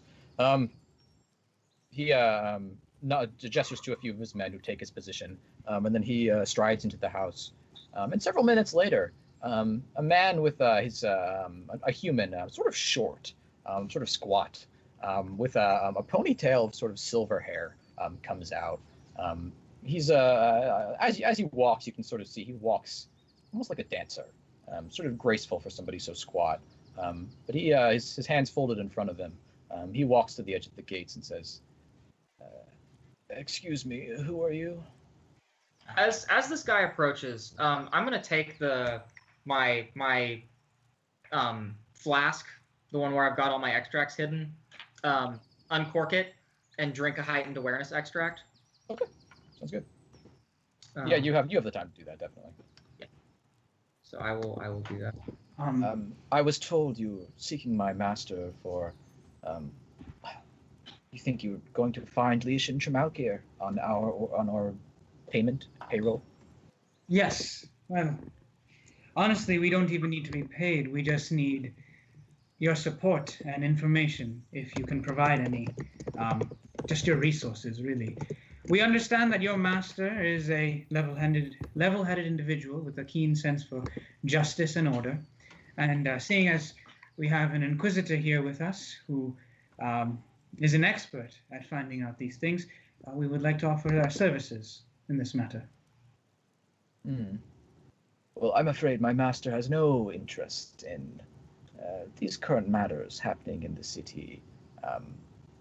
I'm sorry, perhaps you can go to one of the other Sinaori. He's quite busy. His son is in town, and the two don't get to converse very often. Do I spy a keyring on this guy? Yeah, there's one hanging from his belt. Okay. I'm gonna step forward and say, "Sir, I understand that you're master is not interested in the lynch mob, so let me put this to you another way. You may have heard that there have been a series of murders in this town, leading up to this massacre and massive breach of etiquette. Perhaps I understand that your house is responsible for the city guard, yes? Several aspects of the city guard. For example, we specialize in guarding the crypts, and taking care of the dead in Wars of the Gentle Blade, killed in Wars of the Gentle Blade. Shouldn't it be a mark of honor that you might be protecting those refugees rather than hanging them out to die? I assure you, my master has the best interests of the city at heart. Then he wants my services to put a stop to this killer. Are you suggesting that Giovan Sect is the one killing these refugees? Not at all. In fact, I think that he's probably the one person that isn't. So what does your investigation of Giovan Sect have anything to do with these dying refugees? The investigation of Giovan Sect has something to do with these dying refugees because at the very same party that he so brazenly attacked, my quarry turned up, dropped 3 guardsmen in cold blood, savaged them, ripped out a heart. And I want to know why they were at the same party. Seems a little coincidental to me, doesn't it to you? Everybody was at that party. Including this monster. So all I mean to say is that as the head of the house, as the head of the city guard, your master might want to speak to someone like me. After all, it's beyond, and this is with no offense intended, this monster is clearly beyond the work of a man with a club. You need a specialist. I am a specialist. And I'll work for free. There's no harm in letting me talk to the man. Make me a diplomacy check. That's an 8. Okay, no. With an 8, he says, I will take it under advisement and let my Please, sir. master know. I'm going to reach out and grab him. He stiffens somewhat, but he lets it happen. And I'm just gonna sort of let my hand trail down. Make me a sleight of hand check. Try to lift his keys, and I'm gonna inspire this. How's your? It's decent. Okay. Come on. Oh, that's a 13. Oh no. That's a 13. Meets it, beats it. I don't know who would beat that. You would. We would. Yeah. What would you say? Meets it, beats it. Meets it, beats it. So he's defending against my attack. Meets it, beats it. And I'll allow that. Yeah, I'll allow that. yes! Yeah. You got the key. That makes sense. Yeah. Okay. Yeah. You slip down. And just with one swift movement, just take off the ring of keys. A moment later, he grabs your hand and sort of twists it off of him, but doesn't seem to notice the keys are missing. As he almost dexterously. Dalton, you can immediately tell as he grabs your arm and sort of twists it off of him. He's trained in hand-to-hand combat. I will palm the keys and just take a step back and say, I apologize. I'm invested. And then I'm going to reach my hands behind my back as if to clasp them and sort of like reassume my, my poise. And I'm just going to let the keys drop on a dangling finger behind me to whoever is there. Who's standing behind me? I'm gonna say Ma like picks it up in the ring with one of his like skewers and just like flips it on and just hides it in his other skewers. Then I'll allow that. Dalton, you're covering it up. Then I wouldn't be seen while doing that. And I will take a step back and say, "We appreciate your time." And then I will turn and walk away. And I'll just follow. Okay. Kentworth retreats back into the house. And the guardsman, the seeming guard captain, takes the front of the gate again. And you guys are free. Well, we got the keys. As soon as we're out of earshot, I haven't seen any of this, so I'm gonna look at Dalton and be like, was there a reason to costume like that? I'm gonna grin and say, Ma, would you like to show him? I'm just gonna spread my kebabs. How did you, when did you? He's quick. Well, quite impressive, Dalton. It's a shame I didn't get to ask Kentworth about his wine choices. Sangaraeal talked highly of him. I hope he's not too mad that we stole his keys. Well, we have them now, so we may as well use them. Wonder, is there a way we can make a copy of these keys? Yeah, you can probably find a locksmith in town. Call the locksmith! Call the locksmith! That wouldn't be a bad idea. And maybe we could just drop the keys on the ground in front of this, this house. Yeah, get them copied and Well then, let's make those copies, and then tonight we break into Sangaraeal's house. Ma believes this to be very poor choice, but okay. Well, what do you suggest we do, Ma? I don't know. Ma believes maybe a distraction of some sort. Maybe burn down another house. That's close. Or Like a very large that's bomb. well, maybe not a bomb. Do have a bomb, but we don't necessarily need a distraction. Well, it's going to be a house bustling with servants and.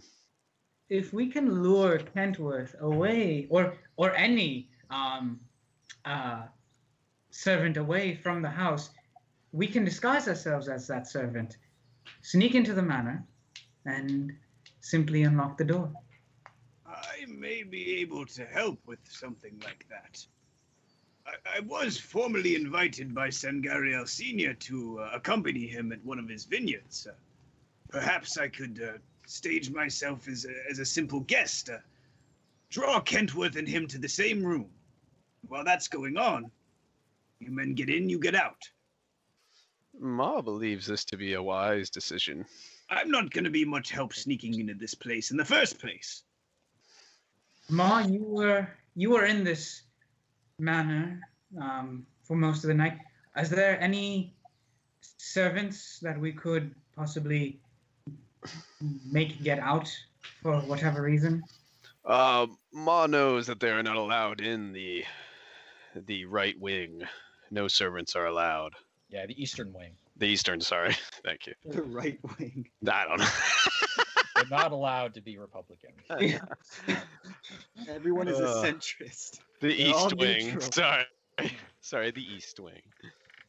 So Ma believes that even if you change into whoever, that you would still get, well, called out. Who is allowed then? Kentworth? Well, Kentworth is the master of keys, and also, are we standing in front of the house right now? No, you walked far enough away. Okay, yeah. We should keep walking because Kentworth most likely is looking for his keys as we speak. Actually, maybe we don't need the disguise caps at all. You make things, right? Potions of invisibility, perhaps? Invisibility. Animal, potions that will allow us to change into animals if we're not Mo. Potion of invisibility would be very interesting. Ma would like one. Yeah. Would they sell them in this town? Maybe at Mildredge's? That's Maguses? Magus. Mildredge. I like that name better, actually. What? Whatever her name. We could buy some potions of invisibility and sneak our way inside. Well, Ma, you'd have to open us a window first, probably. Ma believes that at least the east side, Ma believes the windows are made of core light. So that means maybe all of the windows are made of core light. Well, how did you get him? How did I get in? Yeah. Ma transformed into a bat. And then as a servant left a door open, Ma just flew right in before she could notice. So if you can do that again, or if one of us invisibly could do that, and then we can open a window from the inside. Well, we have the keys now. Well, that is true. We can just get in through a back door. So. Yeah, so if we... At this point, I don't think getting in will be a problem. Apparently Vicentias has been invited. So Well, this is good. if you call on the man, we could show up as your retainers. Or invisible. Or invisible. Ma would like to at least be the only animal, if that could be done. If you two could be invisible. The animal thing is Ma's. No Once potions. That's the question. One of us in disguise is Vicentias' retainer. The third and the last invisible. Ma is an animal. Make me a knowledge arcana check.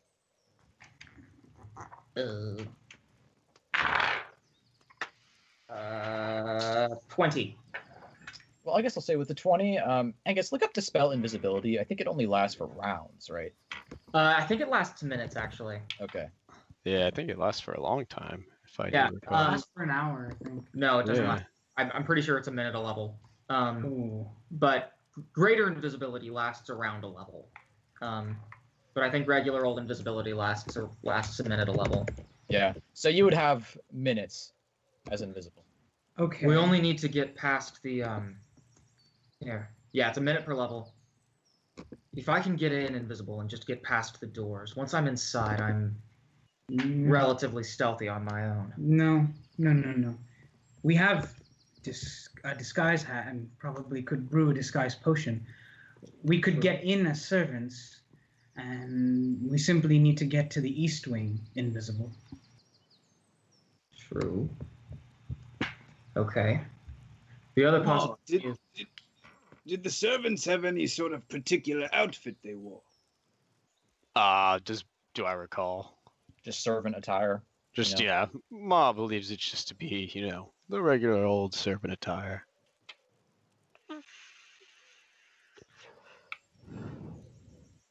But I'm at this wondering point, if it's wise, given our most recent run-in with Kentworth, for either of you to show up with me at all. well, Ma believes maybe not all three of us should go, but maybe one of you should go with Ma for backup. That should be decided in what you could do in a situation in stealth where something goes awry. Okay, here's what I propose. Vicentias, you go and call on the man, and see about getting Kentworth and him indisposed. Perhaps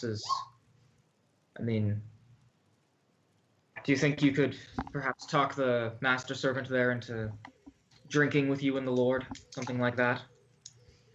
Well, I have heard tales of his connoisseur nature. He must be of a higher wine opinion if he's to be a Sangaraeal main butler. Exactly. So you call them together. Meanwhile, I can stage a straightforward break-in. As I said, I'm not bad in the shadows all alone. Ma, you come in with me. You could, with your shape-shifting abilities, could you make me a distraction as something like some sort of dangerous wild animal? I get through the doors. You shapeshift again. Follow me in as a bat. Then we work together. Get inside. Get through to the east wing. I can hand you my disguise hat, Dalton, and Vicentias, I can accompany you as your retainer or your companion. And that is good, because we should all be in the house if something goes sideways. I love the idea of a wild animal as a distraction. Like somebody opens a closet and they're just like, there wasn't a crocodile in here last time I was here. Is Senior playing Jumanji again? So, Ma would ask, what kind of distraction do I cause this distraction outside of the home? That would be my first thought. You do something to draw people away from a door. I slip inside. You shapeshift again. Follow me in. Okay, Ma can try this, but maybe we should just open the door and walk inside. Maybe Baji could cause a distraction outside in the other and one of the other wings. I could get drunk and get myself thrown out. and Ma then- would very much like to see that. I think that's a plan. What's me? Basilios would also like to see that. Okay, very well. Well, we just need to figure out when exactly I need to start making noise. Well, I think if you're going to make enough noise, you might want to start drinking now. So when do we plan to do this? Because at this point, this is a plan that doesn't need to be executed in the dead of night. We could do this in broad daylight. Ma's a little worried about the whole broad daylight thing. Well, That is true. It does seem a little bit out of place for me to show up for a drinking session in the middle of the day. but it also seems a little odd to show up at, say, midnight. Well, then Well, let's yes. all show up at 6. 6 o'clock. So Vicentias shows up at 6, draws in Lord Sangaraeal and Kentworth. Meanwhile, Baji has a little too much when he joins them and gets himself thrown out. Say 7:30, Baji's making a scene. Ma and I slip inside while everyone else is looking the other way. Get into the east wing. Baji, you stay outside on call, ready for if something goes wrong. Join us inside. Sounds good. Meanwhile, Vicentias, you hold your charges for as long as you can. Ma and I get into the east wing, scope out this portrait room, and get out. No one's the wiser. Vasilios, I suggest you and I get a little dressy. Agreed. So what's our play? Did he see you at the party? I had not spoken to the man. All right. So here's the deal. Canconi might be fine. You're a connoisseur, a wine taster, the best I've known, but you're a harsh lightweight. If that would work, and I have the Conconi Royal Guard to go with it. All right. Ma, Hmm? Dalton, you'll make your play what? You said around 7:30. 7:30. On the dot. Now, this is all assuming that I can even get in the front door. If Sangaraeal Senior's not there, well, things could go awry. I Well- suppose we just call it quits if that. Well, is to maybe happen. we should wait No. a day, and you should get in contact with him, and maybe set up a date for tomorrow. That seems reasonable as well. We don't want to tip him off. And we could even prepare spells for that venture. Well, then, how do we get in contact with him? Well, Vasilios, that sounds like your problem. I could perhaps write him, but I don't know. With us stealing the keys, we're a pretty well-known tide hunting group. If Kentworth knows that I was with you and knows that you're the one who stole the keys, then we might only have today. You're right. I think we need to act fast. If they deny us, well, then we start the distraction right there. If that doesn't work, well, then we have a bomb. And that brings up another thing.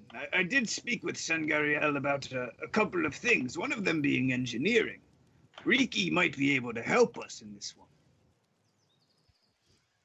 How so?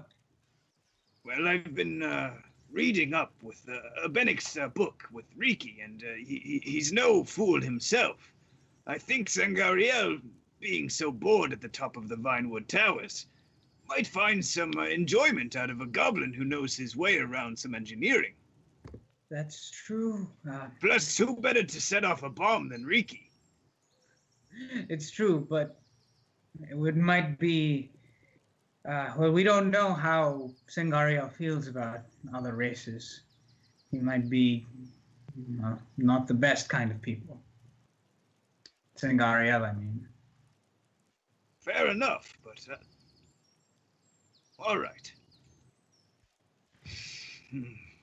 I say we keep we have Riki. Get the bomb ready, and if things don't go our way, we go back to the ship. We bring the bomb out, and well, it'll be midnight by then, so not many people will be paying attention. And then we set it off somewhere nearby. Just bomb the city. Ma's not too keen on that. Well, that's why it's a backup plan, Mo. So Well, Ma believes there might have been enough chaos in the city for 1 week. well, chaos always helps. It's where I operate the best. Chaos is a ladder. Chaos is a ladder. As a side note, sorry, I've made a mistake in character. I can absolutely make potions. I need. Invisibility? I'll need a little bit of funding, but I can do it. How much?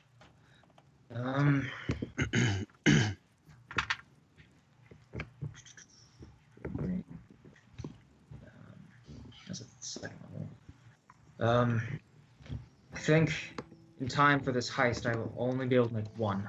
About 150 gold pieces to fund it. Okay. Anyone have money? Well, who's drinking the invisibility potion? Probably me. And I can the cost, but I've been on the road a while, and I'm a bit broke. How much? 150. Call Ma it 100. Call it what? Call it 100 gold that I need. I can pay the rest. Ma can pay you. And Ma's gonna whip out 100 gold. Okay, well then, if that's the plan, Vasilios, why don't we retire to the ship, get ready, and make our way out at 6? Sound good, gentlemen? That sounds good. Okay. Ma. You guys head back to the ship. It's still the morning, noonish. But Dalton's, you go out into the city and begin gathering the necessary reagents and materials to craft your potions of invisibility. Which inside your room you begin to use your alembics and retorts and mortars and pestles, and the rest of you walking by just see fog, steam coming from under the door. A few of the goblins sort of quickly scurry by as this happens. Green smoke. But eventually, over the course of the day, you craft your potion of invisibility. And Vasilios and Baji, how do you dress for this meeting? Before I get dressed, I'm going to, since we have like a good amount of time, I'm going to head over to the dojo and continue my study of Lushian. Sounds good. Yeah. You train for 4 hours with Goshian. This is the 3rd day, I believe. You did 2, right? This is your second thing? Is this? Yeah, this is the second study. I think you're only on day 2 then. Okay, day 2. All right. But yeah, as I finish my study, I'm going to talk to I'm gonna take a look at Dalton's room. So you don't happen to make special weapons, also, do you? Not magical, just special. Depends what you're asking for. Well, I used to have before Ilo was taken, I had a Qatar. Have you heard of Qatar? You know what that is? It's just punching dagger, yeah. Yeah, Kankoni punching dagger. This one could split into 3 daggers once you embedded it into a person, and it could also fire out like a grappling hook with mithril wire attached to it. Can you make something like that? It's a fairly specific order. With the right tools, maybe. I'll admit, I'm mostly a trap and a gunsmith. Bladed weapons aren't exactly my thing. Okay. What kind of guns can you make then? Well, and I'm gonna go take my pepper box down from the wall, and take it over. So it's like old school. It's got like that very brassy looking gunmetal. Mm-hmm. But I'm gonna show it breaks. Yeah, it's a break top gun, you know. And show. This is Derisian smithing. I picked it up from this ancient civilization that we started to settle our first cities in. I'm gonna take out one of my metal bullets and say, fires these. It's a whole lot faster than flintlocks. A whole lot more reliable too. And I'm gonna nod to Baji's dragoon and say, a little time on that. I could probably fix it up to fire these as well. Well then, I think that would be very helpful. Any chance you could upgrade this to give me as many chambers as that? That's a little more of a tall order. I might be able to make another one of these, given the right things and a lot of time. But I'm a little attached to this one here. I'm not gonna go. Can't slap 3 new barrels on an existing gun. So I have an idea. You see this? And I'm gonna lift open my hidden pistol.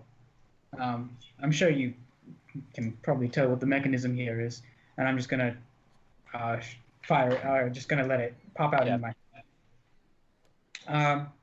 Sure. I was wondering. I have.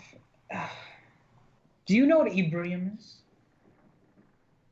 Ooh, do I? We've already been over this. You've talked about it at the party. Oh, okay.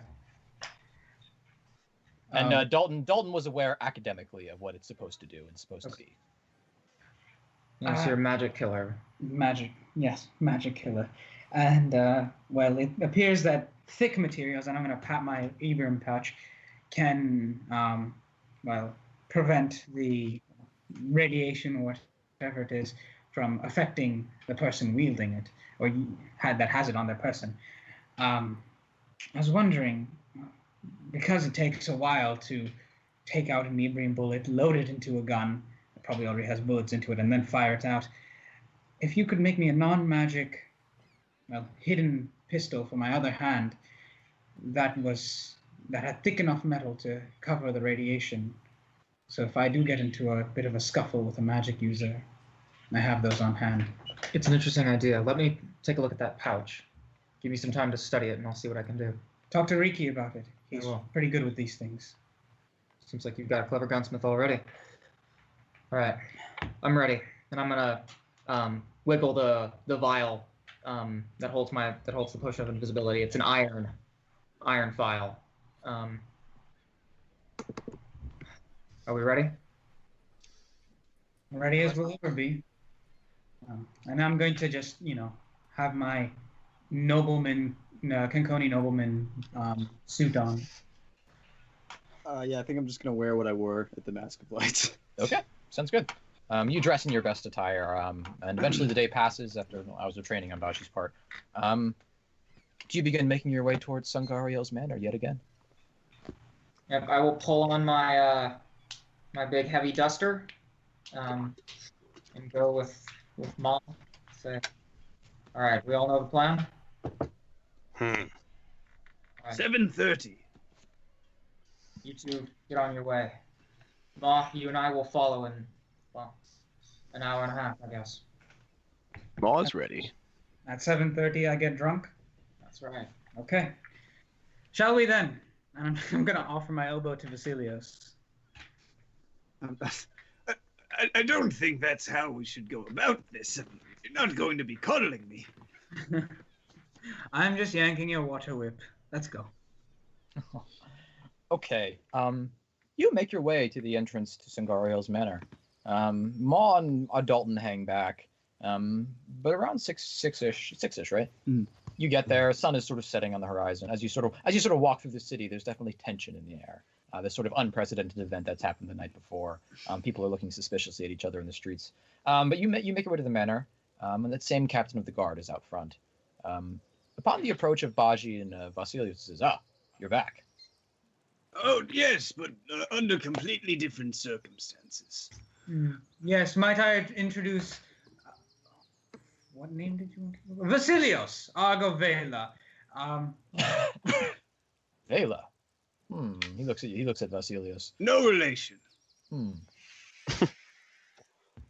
Yes, well, given the circumstances of last night and my tide hunting ways, well, I had spoken to Sangaraeal, Senior, about perhaps visiting one of his vineyards in the future, but, well, with what's going on in this city, I fear I might not live to do that. So I figured, why not? Maybe I'd stop by and he'd give me a little bit of his wine for a tasting.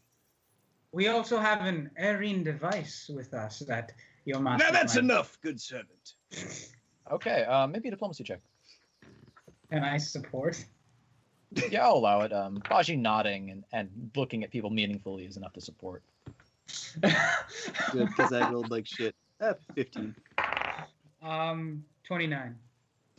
With a 17, he looks you over. His eyes sort of linger on your fancy outfits. I'll run it by Kentworth.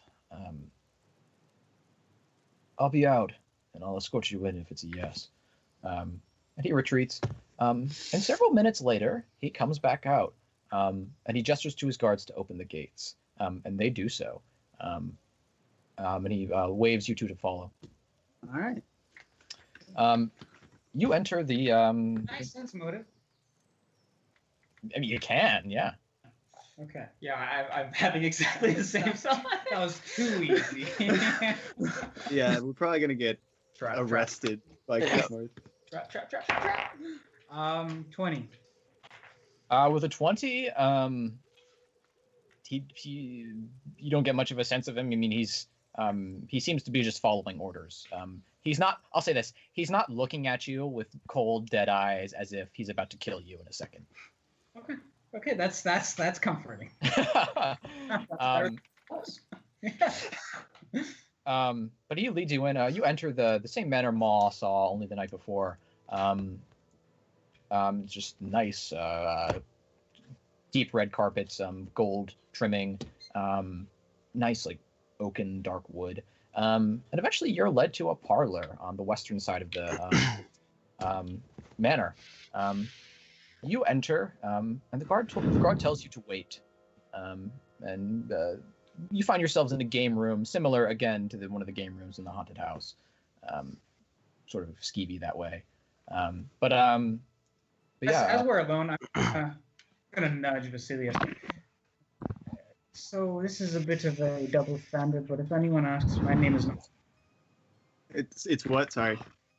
It's maybe a bit of a double standard, but if somebody asks, my name is not Sambaji Udra. Yes, I was going to say, what should I be calling you? Just Baji is fine. I'm not important enough to have a last name. Okay. You sure you don't want a different Canconi name? You want to give me one? I don't really know many Canconi names, and I figure it would be in poor taste if I were to assume one. I've already been cavorting around this town as Baji, so I suppose that's enough. Okay, and please do not use my last name. Teum Astralis is fine. Teum Astralis, very well then. Minutes later, a plump servant woman comes in. She looks you over. Oh, how are you doing, dears? And she comes in bearing a tray full of wine. She eyes you for a second, the both of you, and sort of says like, "Oh, damn," to herself, before retreating out. Don't mind if I do. Yeah. And I'm going to take both glasses. Okay. She also leaves just a pitcher of wine. And then some time again later, old Vicentias comes in, followed by Kentworth. It is good to see you. Vicentias! Oh, what a wonderful treat. I'm so glad you accepted, me showing up at your front door. In times as troubled as these, it is necessary for people to... I'm sorry, I lost my train of thought. Kentworth says you were by earlier. Vasilios Argovela, is that your name? That's what some of my friends call me, but Teum Astralis is what I'm known as. Kentworth sort of takes a step forward and says, "No relation to the Neosi Valas." Of course not. Those. If it was related to the Neosi Valas, then this Canconi would have a bit of an issue with him. I'm sorry. This is my humble connoisseur of wine. His name is Baji. A bit of a lightweight, so do give him a second. They're the Tidehunters. They're the Tidehunters who killed Sobardius, master. And Vicentius sort of nods. Ah, yes. Baji and Vasilios.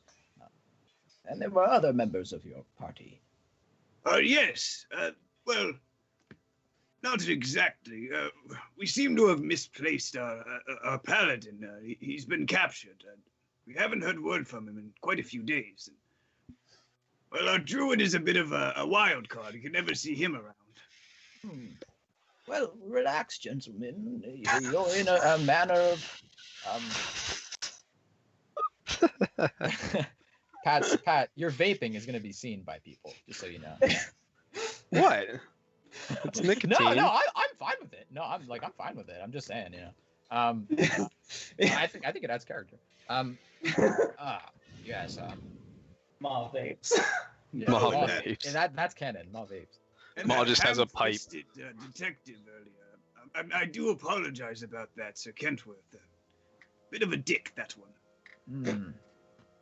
Yes. Where did he say he was from, Kentworth? And then Kentworth just says, he didn't, sir. Yes. Well, why don't we get to discussing engineering? Oh, I had thought the question would never come.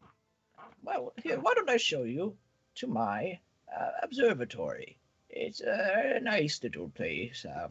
I like to watch the stars sometimes. And he sort of gets up.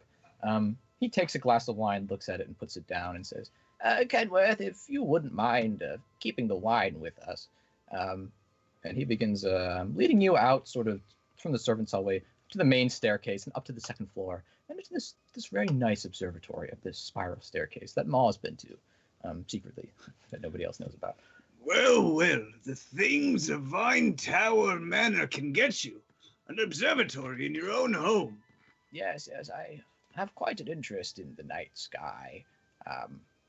I even in my ballroom have a large skylight that looks like the moon. It's quite lovely. Yes. As these two old farts drone on, I'm just gonna just Bashi's just getting drunk. Okay. Kentworth sort of watches you. I give Kentworth a stare and then look. Oh, he is good at tasting it. Sometimes he goes overboard. Do keep an eye, won't you? Yes, I'm sorry. I can handle my drink, Vasilios. It just... Maybe wait until Sangaraeal brings out some of the more fine choices for the night. You can taste that. Yes, of course, anything for my guess. Of course. I just would want to say, even these wines, the ones you bring out at first, they're quite fine indeed. Quite some of the best wine I've had. And we Canconi, we don't make very good wine. Really, I bought that for 10 coppers at one of the waterfront stores. Kentworth says. Well, it's good. Now, there's so many things I'd like to discuss with you, sir. Well, first of all, your speak on astronomy, it greatly reminds me of a man I studied under in the Zoraquare. A man you studied under? Who's that? Are you familiar with Elaine Weatherby? Oh, yes, that's right. Elaine Weatherby. We spent some time together at the university in Tidehunters. So you've heard of him? Yes. He's a famed historian. Yes, a brilliant man. Unfortunately, I had only known him once he had succumbed to, some sort of mind-numbing illness. He wasn't himself, they say. But he still taught me a lot. Kentworth. Now I know that if you're Sangaraeal's butler, you have to have a fine taste for wine as well. Yes, he does all my wine tasting for me. I don't drink a lot these days. Oh, well, that would be a shame if I'm not able to share a drink with the drink maiden man himself. He looks at Kentworth for a second. Perhaps, Kentworth, he sort of gives a look to Kentworth, and Kentworth nods, and returns moments later, and with another cup, a chalice, kind of like the chalice of the House Sangaraeal, which is their banner, their sigil. And he pours some dark red wine into the chalice. He holds the chalice up to you, Vasilios, and says, "Cheers, then, to discussions between friends." Yes, of course. Discussions between friends. And he toasts to you, and begins drinking the liquid. Cheers, Lord. I'll drink to that. Now, to get down to the nitty-gritty. That device I had told you about last night, do you remember? Yes, it was an Arene device. Yes. Only able to be used with iridescent core light. Yes, yes. Now, this is quite fascinating. Do you have any bodies of water? Perhaps something you could stick your head into? He blanches somewhat. Bodies of water. No. I didn't mean to upset you, sir. Well, I would like to show you a demonstration. You can dunk my head in water if you like. Well, then he wouldn't get much of a kick out of it. This is actually great. If not to pry, is there anything specific about water that brings out your fear? Simply the things you see in it. I'm afraid it's a fear that's been running in my family for quite some time. We're natural aquaphobes. Well, see, this device, it allows you to breathe underwater, as if you're floating in. It's indescribable unless I show you. Perhaps something can be arranged. We have a bathtub in the servants' quarters we can work on. Why don't you, we'll fill it some water from the canal, boil it, and go from there. I have water just the same, if you don't mind. You are a Stormweaver? Yes, an elementalist. What would you fill with water? The bathtub works fine. You just don't need to run all the way down to the canal, is all I'm saying. Boiling it, whatever precautions you may need, I accept. He glances at Kentworth. Why not? Let's go do that. All right. And you make your way to a bathtub, sort of in the servants' quarter, the one bathtub they all share. The servants are staying out of your way for the most part. You fill it up with water? Mm-hmm. Okay. You want me to like spend a spell slot or something? Yeah. You have the drench spell, right? No, drench you. I imagine just spam drench. Okay. Yeah. You see, Kenworth looks into the water kind of curiously, but Vicentias stays away from the water, keeps a distance from it, and just sort of eyes it. Let's see that demonstration then. All right. And I pull out the hydrosphere 3 pulse. Click the number down. And I put it under the water. Okay. The rest of Baji and Kentworth just watch sort of in amazement. Vicentias does too, as the water begins to lighten somewhat. The repulse sort of pulls it away and sort of changes its nature. I imagine it sort of changes it on sort of an atomic structure and sort of turns it into a substance that's somewhat aerated. Yeah, lighter somehow. Wow, that's quite something. An artifact of the air. Wow. And Kentworth is nodding too, sort of impressed. Yes, would you like to give it a shot? Perhaps another time. Of course, I would never want to pressure you. And I take it out of the water. What time is it getting to?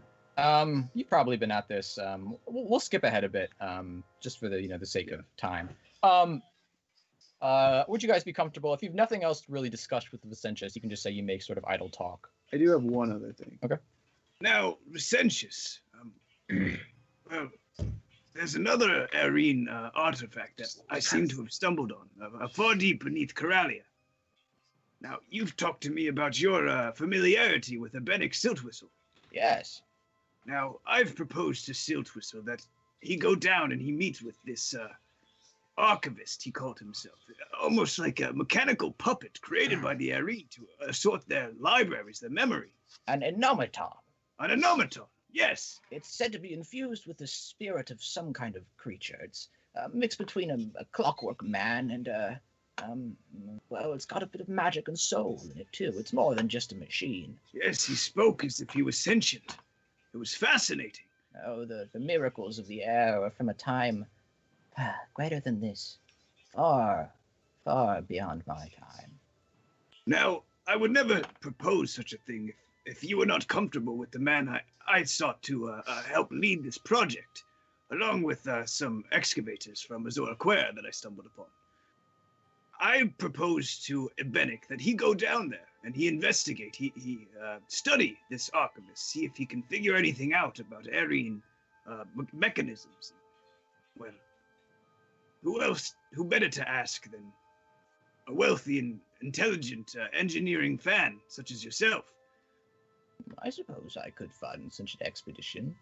I am interested in artifacts of the air, after all, and a working, functioning automaton.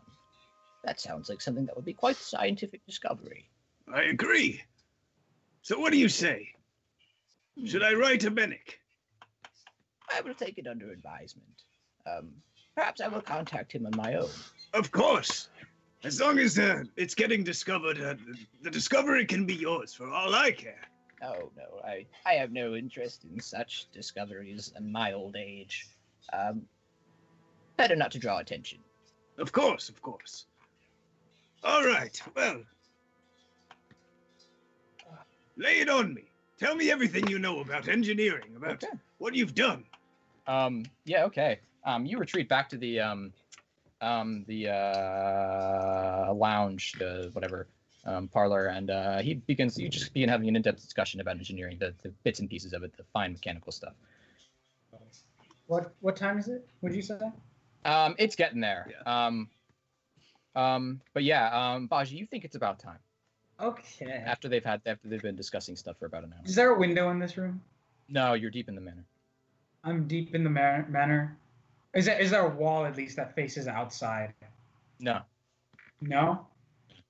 Yeah, okay, whatever. As this happens, I'm just going to just tap my hip, or like just rest my hand on my hip, casually, and I'm gonna start channeling I'm gonna spend a grit point and channel hold my ale with all my wands through my dragoon. Okay. Maybe a sleight of hand check. Are you trying to hide doing that? I'm just fumbling around with my dragoon. Make me a bluff check. Okay. Oh my god. Bashi. Blows a fucking hole. He's gonna kill somebody under him. You were supposed to make a distraction. This is the distraction. Are you just gonna shoot into the ground? With all of his wands. That's hilarious. It's a 22. Okay, with a 22, both Kentworth and Vicentias look at you and say, well, Kentworth says, what are you doing? Vicentias says, is your friend about to pull his gun on us? I hardly doubt it. Is everything all right, Baji? No, I'm sorry. When I get into a good conversation, I start fiddling around with whatever I can find, whether if it's my hat or if it's my, even on my weapons, my gun belt. And as I tap it, I'm assuming it's been at least like how many seconds? At least like 10 or 12 seconds since I've, You can charge. How long does it take to charge? It's going to take me less than a minute to charge as many spells as I can into my crystal. Okay, you watch Kentworth just take a protective stance in front of Vicentias, and you watch Vicentias just stiffen. I'm gonna also take a protective stance in front of Vicentias. Okay. And as I do this, Baji, man, get a grip. I'm just going to tap my pistol, and I'm going to be like, yeah, sometimes I just fiddle with my pistol, and I'm just going to let the shot fire out into the ground. Okay. My spells. Okay. You watch it's just a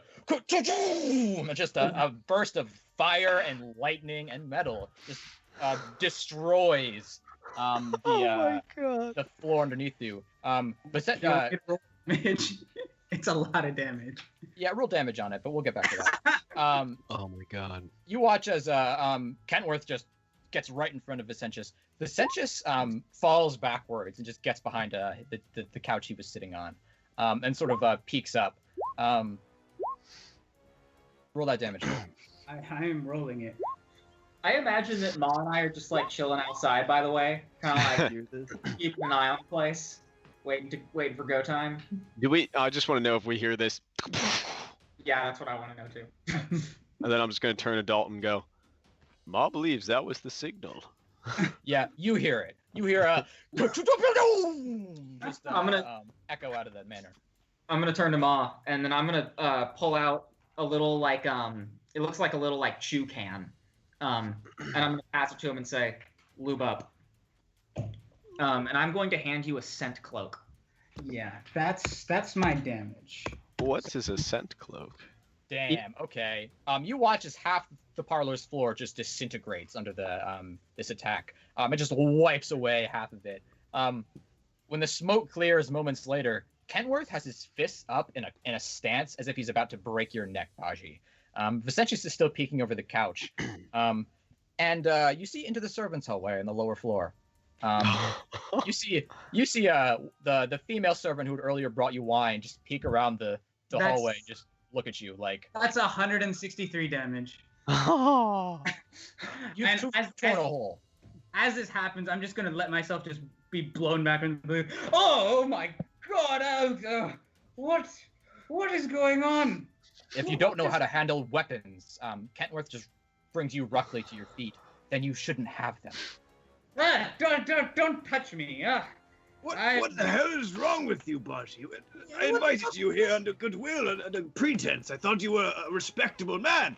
Oh, posh! Oh, that goodwill bullshit! Slap Baji in the face. Make me a bluff check, Baji. Enhanced by Elio slapping you.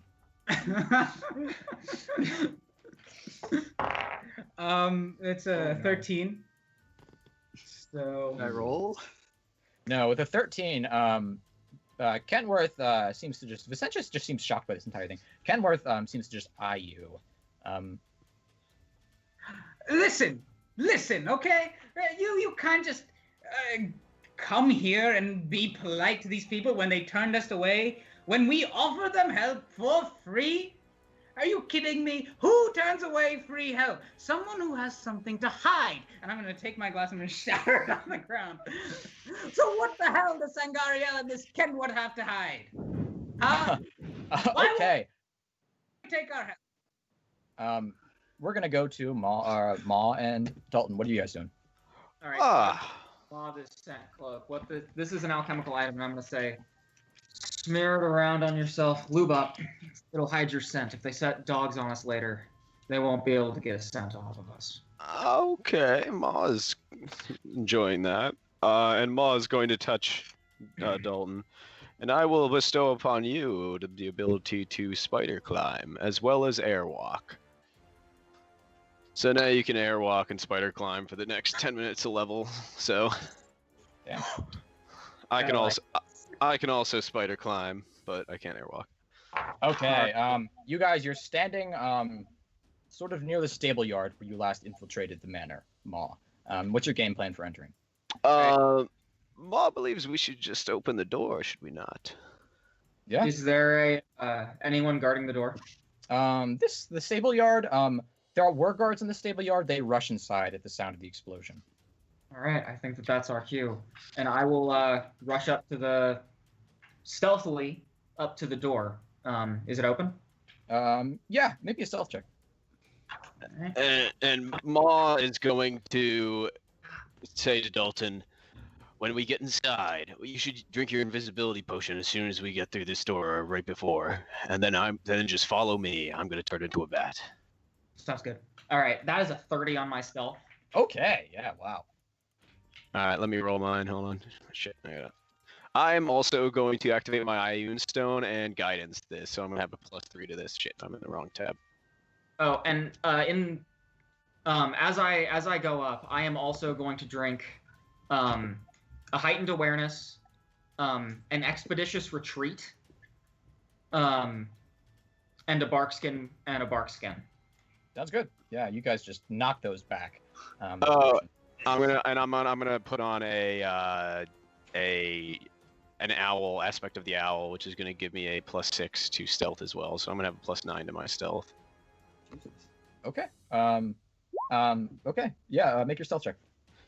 Well, I got a 15 + 9, so 24. Okay. Yeah. Sounds good. You both burst into the servants' hallway. You had burst into a few the night before, Ma. You immediately hear sounds to your left coming from around the kitchen, but to your right, you know, is the sunroom, and no sounds seem to be coming from that direction. All right. Ma's gonna be smearing this stuff all over him and Are you ready? Yeah, I will nod to Ma. I will down my potion of invisibility, and then I will say, "Let's move." And I'm gonna pull Kentworth's keys out from under my my coat.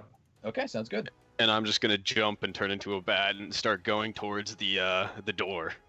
In the middle of the entire place. Okay. Yeah. Yeah. I'll roll some perception checks, but most of the guards will be distracted. And... So being invisible, by the way, that brings my stealth up to a 40. Yeah. Okay. You make your way through the sunroom. There were some guards in the back. Who in the gardens behind the place behind this the manor itself, who rush in upon the noise. But you're invisible. And Maul's a bat. I love this. So you make your way through the ballroom, the sort of eerily empty ballroom, running over the mountain from your home isle, Maw. Following this bat who's just screeching through the air, Dalton, you just running invisible. You eventually make your way past all the guards running towards the panic to this same room with this giant mechanical door. Like I said, the Gringotts door from the first Harry Potter movie. There is a keyhole. I will. Is there a key that looks appropriate to this door? Yes, there is a silver key that matches the silver lock on the door. Okay, I will insert the silver key. And okay. You do so. You twist it. And all of the various contraptions just whir and click. And the door just opens towards you, unsealing itself. It's almost like an airlock door. It was sealed. Opening your way to the east wing of the manor. You immediately you find a small hallway in front of you that reaches a T. The hallway is carpeted in red, and there seems to be you can go straight and then you can take a right or a left. All right, I will slip inside and say go go go, and I will close the doors behind us. Okay. And relock them. Okay. You see, going back to Vasilios and Baji, both Vicentias and Kentworth stiffen at the same moment and look at each other. Oh no.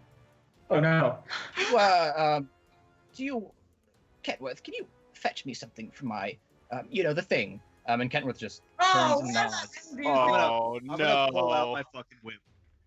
Okay. Oh no! Jesus Christ! I'm pointing out my gun. I'm gonna Don't fucking move. Oh my god. I'm seeing this. I'll be like, I'm gonna point my gun at Kenworth. I'm like, oh, I suppose we're committing to this bit.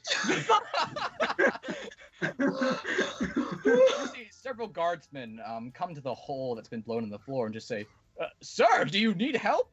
No, Captain. I think we've got this handled. That's what I thought. Yeah. You see this fucking hole? I'm gonna put that in your head if you don't.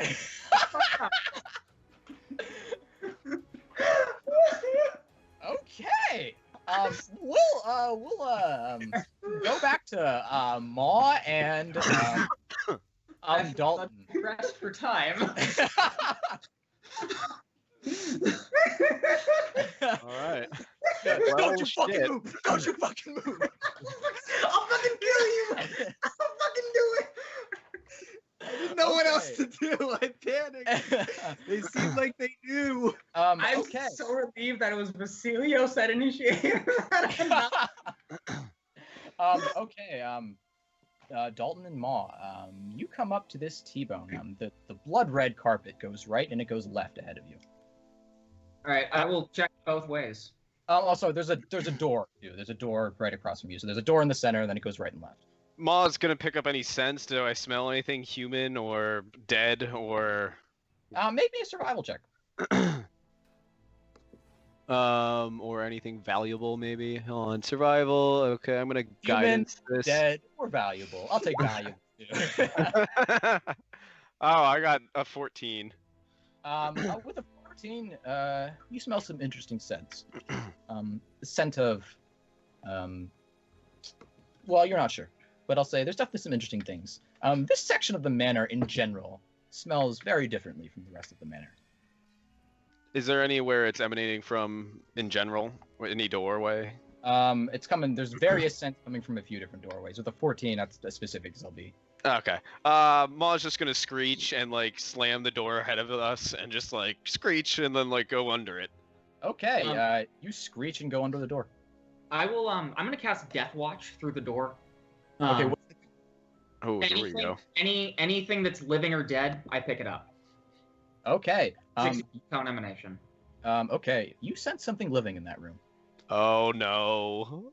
Ma, you come out into a private library. Several floors of just books. Books on all sorts of subjects.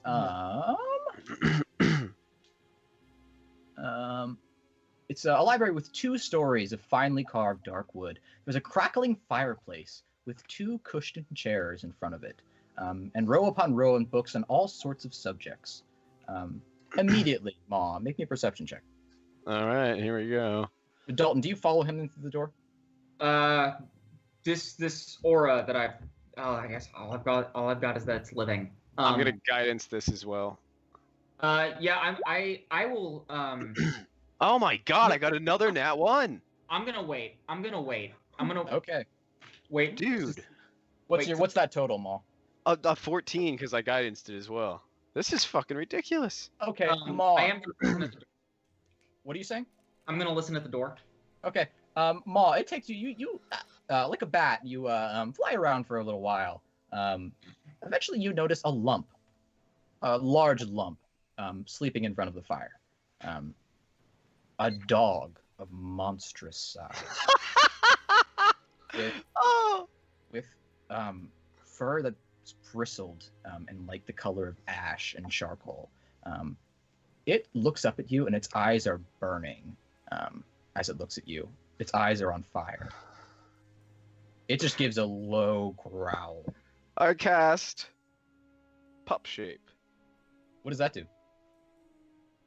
It turns it into a smaller version of itself. One of those weird things that I prepped. I was like, they might have some weird animal. That was weirdly specific. That is a weirdly specific spell. I'm so glad you have. Let's see. So, you transform the subject animal into a small magical beast or a magical beast one size category smaller than the original creature, whichever is smaller, creating a young magical version of itself for a short period of time. While in this form, the target only has 1 HD maximum hit points, and the target takes -4 penalty to strength, constitution, intelligence, wisdom, minimum of 1. Just turning it into a puppy. I'll say that works on animals. This is an outsider. Oh, it's not an animal. Oh, Cool. fuck, this is a hellhound. It made some sound? Yeah, it gives a low growl at Maw. Do I hear it? Yeah. Well. Shit. Fuck. Fuck it. I'm going. I reach under my coat, take out my battle axe. I'm gonna down my strength mutagen, and I'm coming through this door. Okay. All right. You just come through the door. Come in to see this hellhound. It looks at you and gives the same low growl, but it doesn't seem to be attacking. Okay. I'm gonna take a second, size it up. What do I know about hellhounds? Make me a what are outsiders? Knowledge plane. Knowledge plans. Yeah, make a knowledge plane check. And Ma's gonna look around for anything like important. Well, I guess, yeah. I'm under heightened awareness too. That's a 28 knowledge plans. Okay, with the 28, you can tell this doesn't seem to be a normal hellhound. You've encountered some hellhounds in the Ashlands, from Dayriz. They were sort of parts of the legions that the Dayrizian Empire has waged a little war against for a while. This hellhound looks different. Usually they're more wolf-like, with reddish brown fur. This one has the eyes of a normal hellhound, but it's got a different color, and it's a bit smaller. Okay. Got my silver battle axe out. I'm gonna draw out my pepper box as well, and just sort of watch it for a second. What's it do? It looks at the pepper box, looks at you, and then just yaps once, like a "Roar!" and then just sits closer to the fire and just curls itself back up. It's a good boy. I'm gonna look up at Ma in bat form and say, I think it's a good boy. Maul is just gonna fly in like a figure 8. I don't know. You notice a few things laying around. Well, what do you guys do? There's this library full of books. There's a hellhound sitting in front of the fire. And there's a door to your right that leads into another room. Is there anything? It seems like this is supposed to be guarding something. I'm just trying to look for anything in this room. As best you can tell, it looks like a pooch in front of a fireplace. All right, I guess we'll... But you can make a perception check. I'll look around. That's 27 perception. Oh, there we go. Okay. Looking around, sort of giving a quick glance around the library, you see the library is sort of divided into several sections. Mostly the topics seem to focus around theater and plays. You know, there's an entire section of just plays, including the latest by some of the more famous playwrights in Veneias. There's one on piracy in Thalassia, the various pirate cultures. There's one on the Ashlands and the city of Lancia Deep. There's a few books on sea monsters. There's a few on Coralite. But more than anything else, it's history books that fill up the walls. I'm going to take all this in, say, I appreciate the collection. And then I'm going to look at Ma and say, we didn't come here for a library, we came here for portraits. I'm going to slowly back out of the room. There was that another doorway to your right, but yes, if you want to. Yeah, I'm going to back out of the room. And I'm going to gesture to the right and say, I'm going to go check that door. Ma's going to just swoop onto his shoulder. Okay. The Hellhound just watches you with one burning, fiery eye, which it just closes as you leave and sort of just nuzzles itself up against the fire. I'm going to reach over with my axe, hook it around the door, and just slowly close the door. I'm going to go check the room on the right. Okay. You make your way down. You open the room. Through this door again? Yeah. There's nothing living or unliving inside this room. All right. Yeah. You go in. Do you go in? Yeah. You can immediately tell this is a master bedroom. This is sort of a pair of double doors you had to open. The bedroom is beautiful and ornately furnished, with a large 4-poster bed and deep crimson and gold silk sheets. You can make me perception checks around. Yeah, I'll take a glance around. 16. Shit. All right, I'm just gonna roll on the goddamn.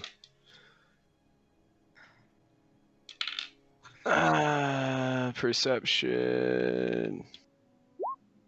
22. There we go. There's a roll. With a 22, Ma, the only thing that strikes you about this room is that there aren't a whole lot of scents in it. There's no dust in it, but it's also fairly scentless. But there's another door to your left. Yeah. Oh, there's in this room? Yeah. All right. One more question. Do I know if, in general, at least, hellhounds are vulnerable to silver? Yeah. You got like a 28, right? Yeah, I got close to a 30. They're vulnerable to cold. That's what vulnerable to cold. Okay. That's one thing that I can't really do. All right. Well, I will glance at Ma, and then I'm going to check the door on the left.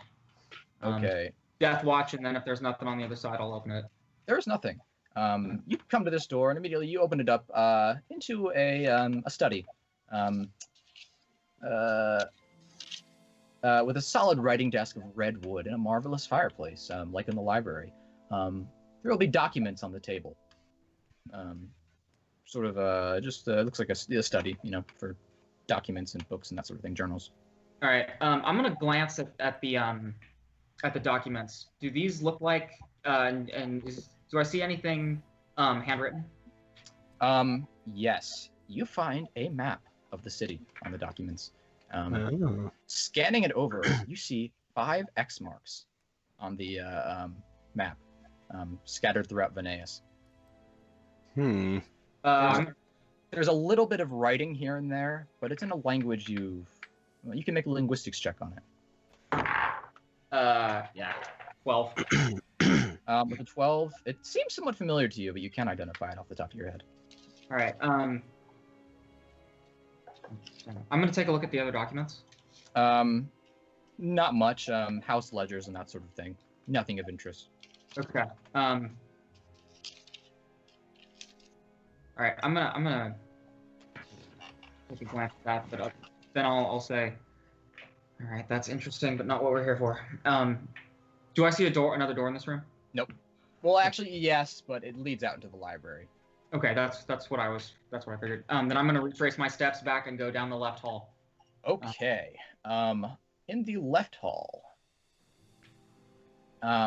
you come across a small door on your right, and there's another door up on your left, forward a bit, and there's a staircase at the end of the hallway. All right, I will check the doors in order. Oh shit! There's a fucking cricket in here. God damn it! Shit! God. Hold on. Let's kill this. Where did it go? Oh no. Fucking shit. Oh, I'm fucked. I don't like it. Oh, okay, whatever. It's hiding now. Out of sight, out of mind, right? Ma, are you okay? Shut up. Shut up. Druid, afraid of crickets. I'm gonna check the doors as I go by. In order. Right one spell. first.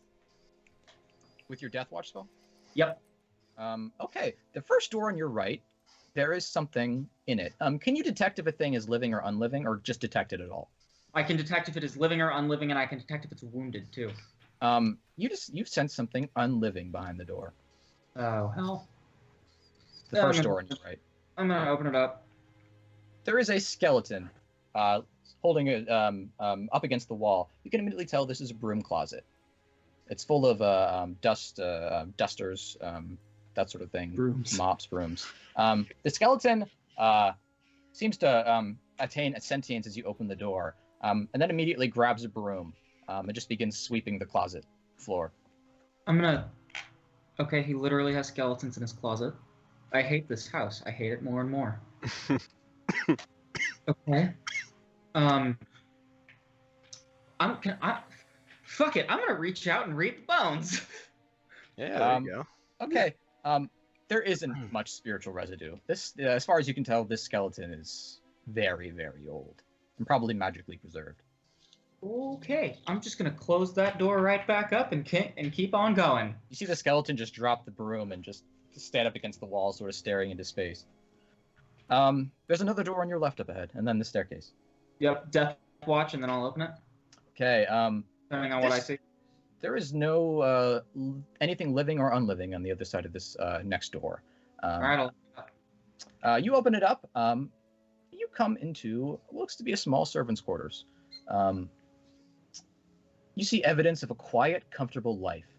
There's a bookshelf with a few books on it, a comfortable-looking bed, a fireplace, and also, strangely, off on the left and sort of a side section of the room, there's a small training dojo with a few staves, knives, batons in there, as well as mannequins for training. I'm gonna eyeball that and say, "Yeah, that makes too much sense." Guy was too good with his hands. I'm gonna rifle this room just for anything interesting. Okay, you rifle around. Presuming this is Kentworth's room, he doesn't seem to keep much personal effects. Just a few books, plays, and that sort of thing. A Cyrenaic Morello play is open on the one of the tables, as if he was reading it before he was interrupted. Besides that, little of interest. He doesn't seem like to have a whole lot of hobbies. Okay, and then I guess I'll say to Mom, all right, only one place left to go, and I'll head upstairs. It actually goes downstairs. I will go downstairs then. You go downstairs. And I've still got axe and pepper box drawn, by the way. Yep. Okay. You proceed down the stairs and you enter a hallway with a few doors along it. There's a door on your left, a door up ahead on your right, and there's a pair of double doors at the far end of the hallway. All right, I'll check the two side doors. Okay, the left door, casting Death Watch, you don't sense anything inside. Okay, I'll open it up. You come into what can only be described has a dressing room. There are rows and rows of very fine Veneian clothing, mainly reds, blacks, golds, and the like. There's also a gilded box on a table. The gilded box sort of opening into a velvet interior. There are spaces for 3 what look to be rings in the box. One of the rings is missing. The other 2 are just these very nice rings with blood red coralite attached to the fronts of them. One gold and one silver. Ma's gonna swoop down and swallow the silver one. Okay, sounds good.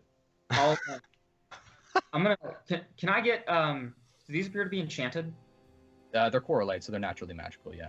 All right, so I'm gonna sort of glance at that and then whatever, and I'm gonna pocket the other one. Okay. Yeah, looking around, this seems to be a dressing room. Okay. I will backtrack. Try the other side door. Okay. You come out into the hallway and try another door up on your left. This door, casting Death Watch. Do you sense corpses with Death Watch? Ooh, good question. I think so. You couldn't have just checked the second room in the library. I swear to God, if that was the portrait. No, that led into the study. There was another room in the library. Yeah, that led into the study. Yep, I can detect dead. Okay, you detect something dead in this room. All right, fuck it, I'll open it up. You open it up. You come into a gray stone room. You can immediately tell this is an alchemy lab.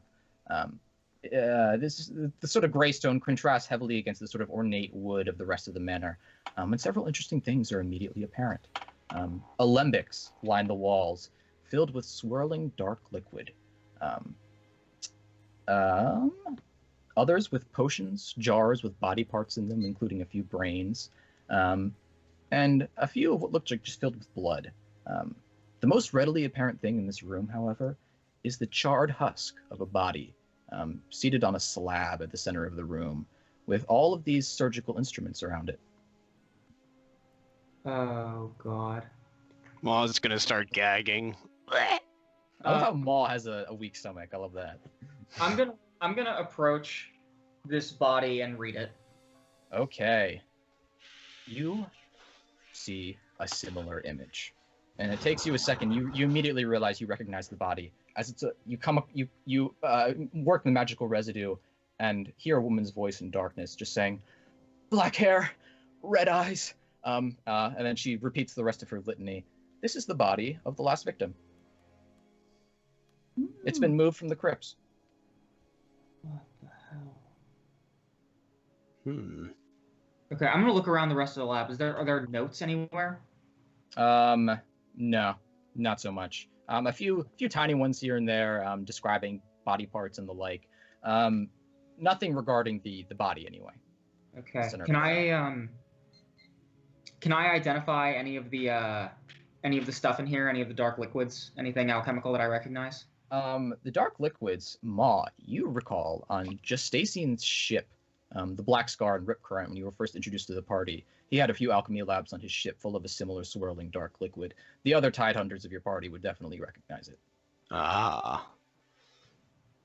So, Ma's going to shift back into his orc form at this point. I forgot you were a bat this entire time. Yeah, I was just kind of hanging on his shoulder that whole time and squeaking and stuff. Ma believes this to be something of most importance. We should take it with us to bring it back to the party. What the hell is it? Isn't it Black Scar and shit? Yeah, you think it's the black blood of sea titans. It's, well, Ma believes this is something that we were looking for. But Okay. it is the blood of a titan. A great sea monster. Ma will conquer one day. Okay, I have lots of questions that I'm going to ask you later. Mhm. And I'm going to start taking the files of this blood and just tucking it into my coat. Okay. I'm just gonna put my hand on Dalton's shoulder. This is fun, isn't it? You seem to be getting along nicely with the others.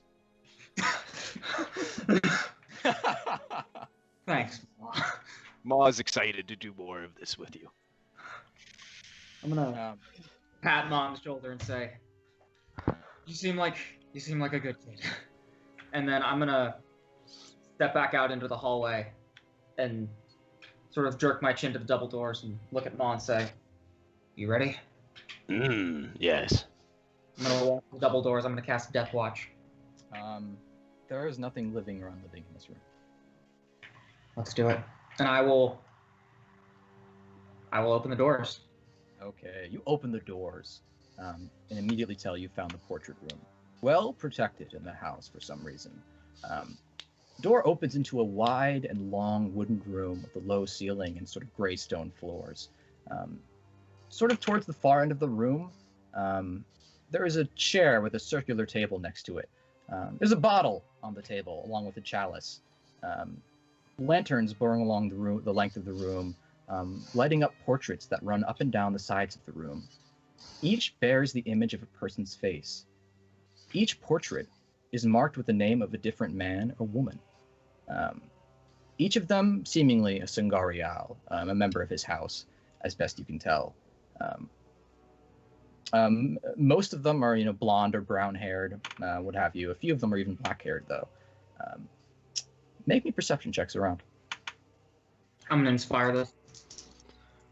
Yeah, you know what? I'm gonna actually no, I won't. I'm just gonna guidance mine. That is a 17, I believe. I got a nat 20, so that's plus. That's a 33. Okay, Dalton. You look over all of these portraits. Something strikes you as familiar about each, but Ma, you're the one to spot something. And we're gonna go back to Vasilios and Baji for a second. Sangaraeal, Vicentias, guardsmen, I would appreciate it very much if you could look away for a second. Sir, trust me, please just look away and everything will be fine. Uh-oh. I'm gonna close my eyes. Okay. Yeah, I guess I'll look away as well. Okay, as this happens, there's just an explosion of gas in the room. And we're gonna go back to Ma and Dalton. Ma, you realize, looking over all of these portraits, It's all the same fucking person! a certain lining of the nose, a certain shape of the jaw. This is the same person. He's a fucking vampire, living man! over hundreds of years with different faces on. Oh, You realize suddenly there is no Vicentias Jr. and there is no Vicentias Elder. There is only Vicentias. And just as that happens, the door opens behind you, and a man strides in. Not a wrinkly-faced old man, but a man with blood-red eyes and dark black hair. Oh, you fuck! You fuck! So, it seems you've discovered my secret. Now, what are we going to do about that? And that's what we're going to call it. Fuck! Well, if there's one person I would want in the room to kill the vampire, it's the fucking monster. So I'm glad that worked out. Oh, fuck, man. I didn't suspect that shit at all. No, I had Sangaraeal written off. I thought there was going to be... So his name has got to be A. Is it actually Vicentias, or is this guy somehow related to someone named AS? And he's the... That's what I thought it was going to be. Like, there's some living elder that his name was AS that wrote all those letters and is scheming with some shit. Yes, I wanted to get to that for a while. Fuck. Fuck. Oh, Well, I'm glad I'm not gonna die as a vampire. I just have to deal with Kentworth and the guards. Well, I've got an escape plan. Yeah, but does fucking Dalton? Well, Dalton can follow me.